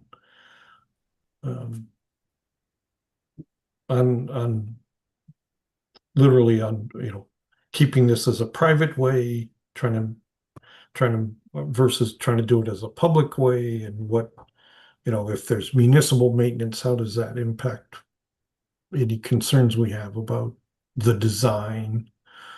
And but the changes we were mostly looking for related to moving the public amenity pieces so that our access to the adjoining public properties is more easily facilitated, and then the nuances of how the road is laid out and how the structures are laid out are all open for negotiation, and they're open to all those discussions.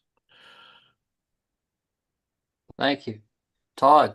Was there any discussion about the density that they're looking towards, or is it just way too early? So we left it where the submittal they gave us was 25 units, which is the 5 units per acre using the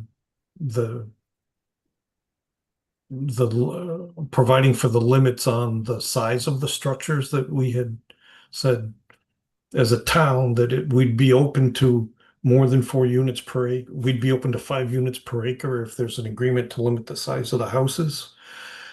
This project also comes forward with a little more affordability than some of the other bidders, which is why I think it might have moved ahead of some of the others from DCAM's point of view.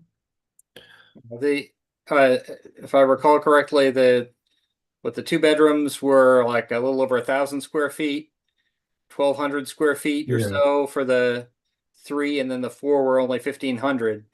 Yeah, but like this project has some really modest size dwelling units in its proposal. Yeah, and the estimated sale prices were under $600 per square foot. I want to say it was it was in the 500s, but on the order of 550. So between them being smaller and the cost per square foot being, noticeably lower than open market sales here. They were much more middle income affordable than any new construction that I've seen here in ages, meaning Yes. decades. Yeah, right. These units are more similar to the new units at the Coast Guard housing, or what we now call Pine Hill Crossing, where the new units are about 1,500 square feet, and you know, the builders trying to use the MBTA communities overlay or other thing, like some of these townhouses are quite sizable, and we're, how do you, which is kind of where this cottage, like with the cottage overlay that just passed at Springtown meeting, was, using the state's 40Y concept of 1,850 square feet. And even though some people think 1,800 square feet's still too big, left to their own devices, most builders are still trying to build the biggest, they're trying to build something they think the market wants, which, hits a certain price point for them. But this group, Beacon Communities, has done several affordable housing projects, mostly in Boston or Cambridge. But is it Beacon or Boston Communities? Oh, what did I? Now that you say that, I may be wrong. I could be wrong too. I'm.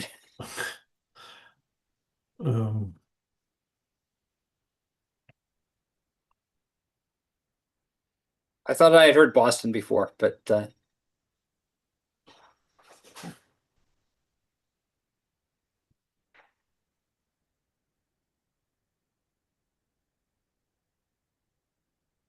The only thing I remember a lot about it, this is Plan B.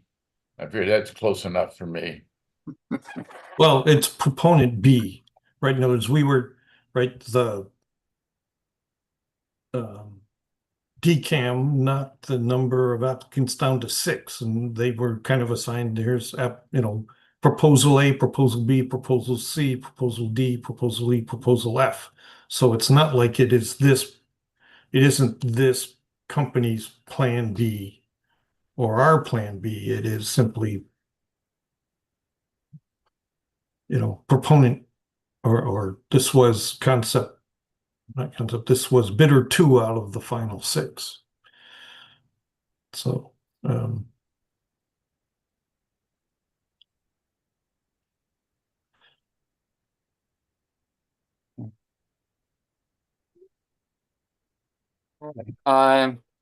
other. it is Boston Communities. I don't know why I said Beacon. Sorry, I was just trying to look that up. So, Beacon Hills in Boston. That's fair. Every time I drive by 440 Bedford Street, obviously in Lexington, not in Bedford, but I wonder when it's going to get converted into 6 stories of pickleball courts. Well, if you're talking about the tennis club. Oh, I know. I'm talking about the vacant biotech. Oh, the existing biotech building. Yeah. Yeah, I don't know. But across the street, where the Boston Sports Club used to be, and it's had recently still been even a active tennis, but they have closed up in preparation for that to start its replacement project. So, and I think people fear that a lot of the new future residents of these Lexington projects are going to come shop at Whole Foods rather than drive into Lexington Center for their Stop and Shop. And how difficult is local traffic going to be if that happens is a question I get from time to time. And we joke that we can just put a toll up and charge them for coming to town. On the other hand, it's like, well, we might want to encourage them to actually spend their money with Bedford.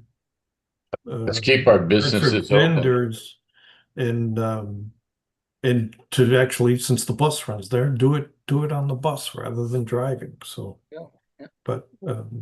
we'll, I didn't realize, Tony, what's gonna be across the street replacing that sports club? Is it a big development? Oh, I was making a joke about the vacant biotech Well, building, yeah, but I know there about, is.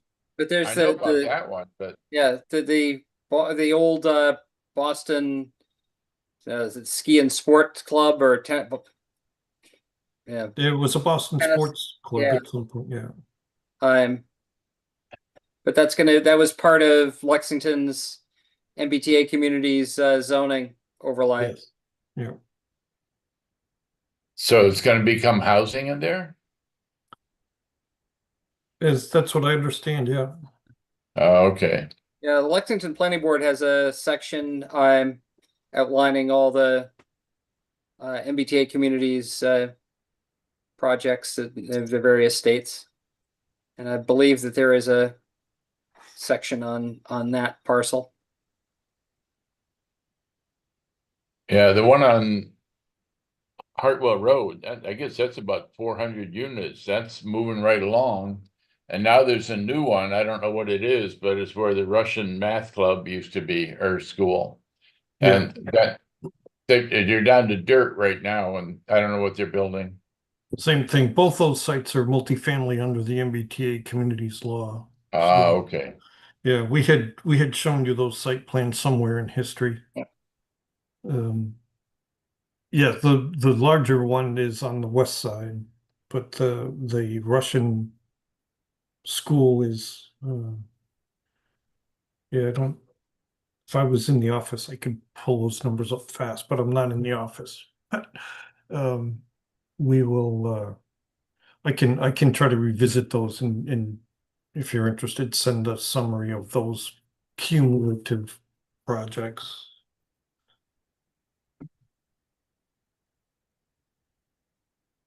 Huh. So, Thank you. Anything else?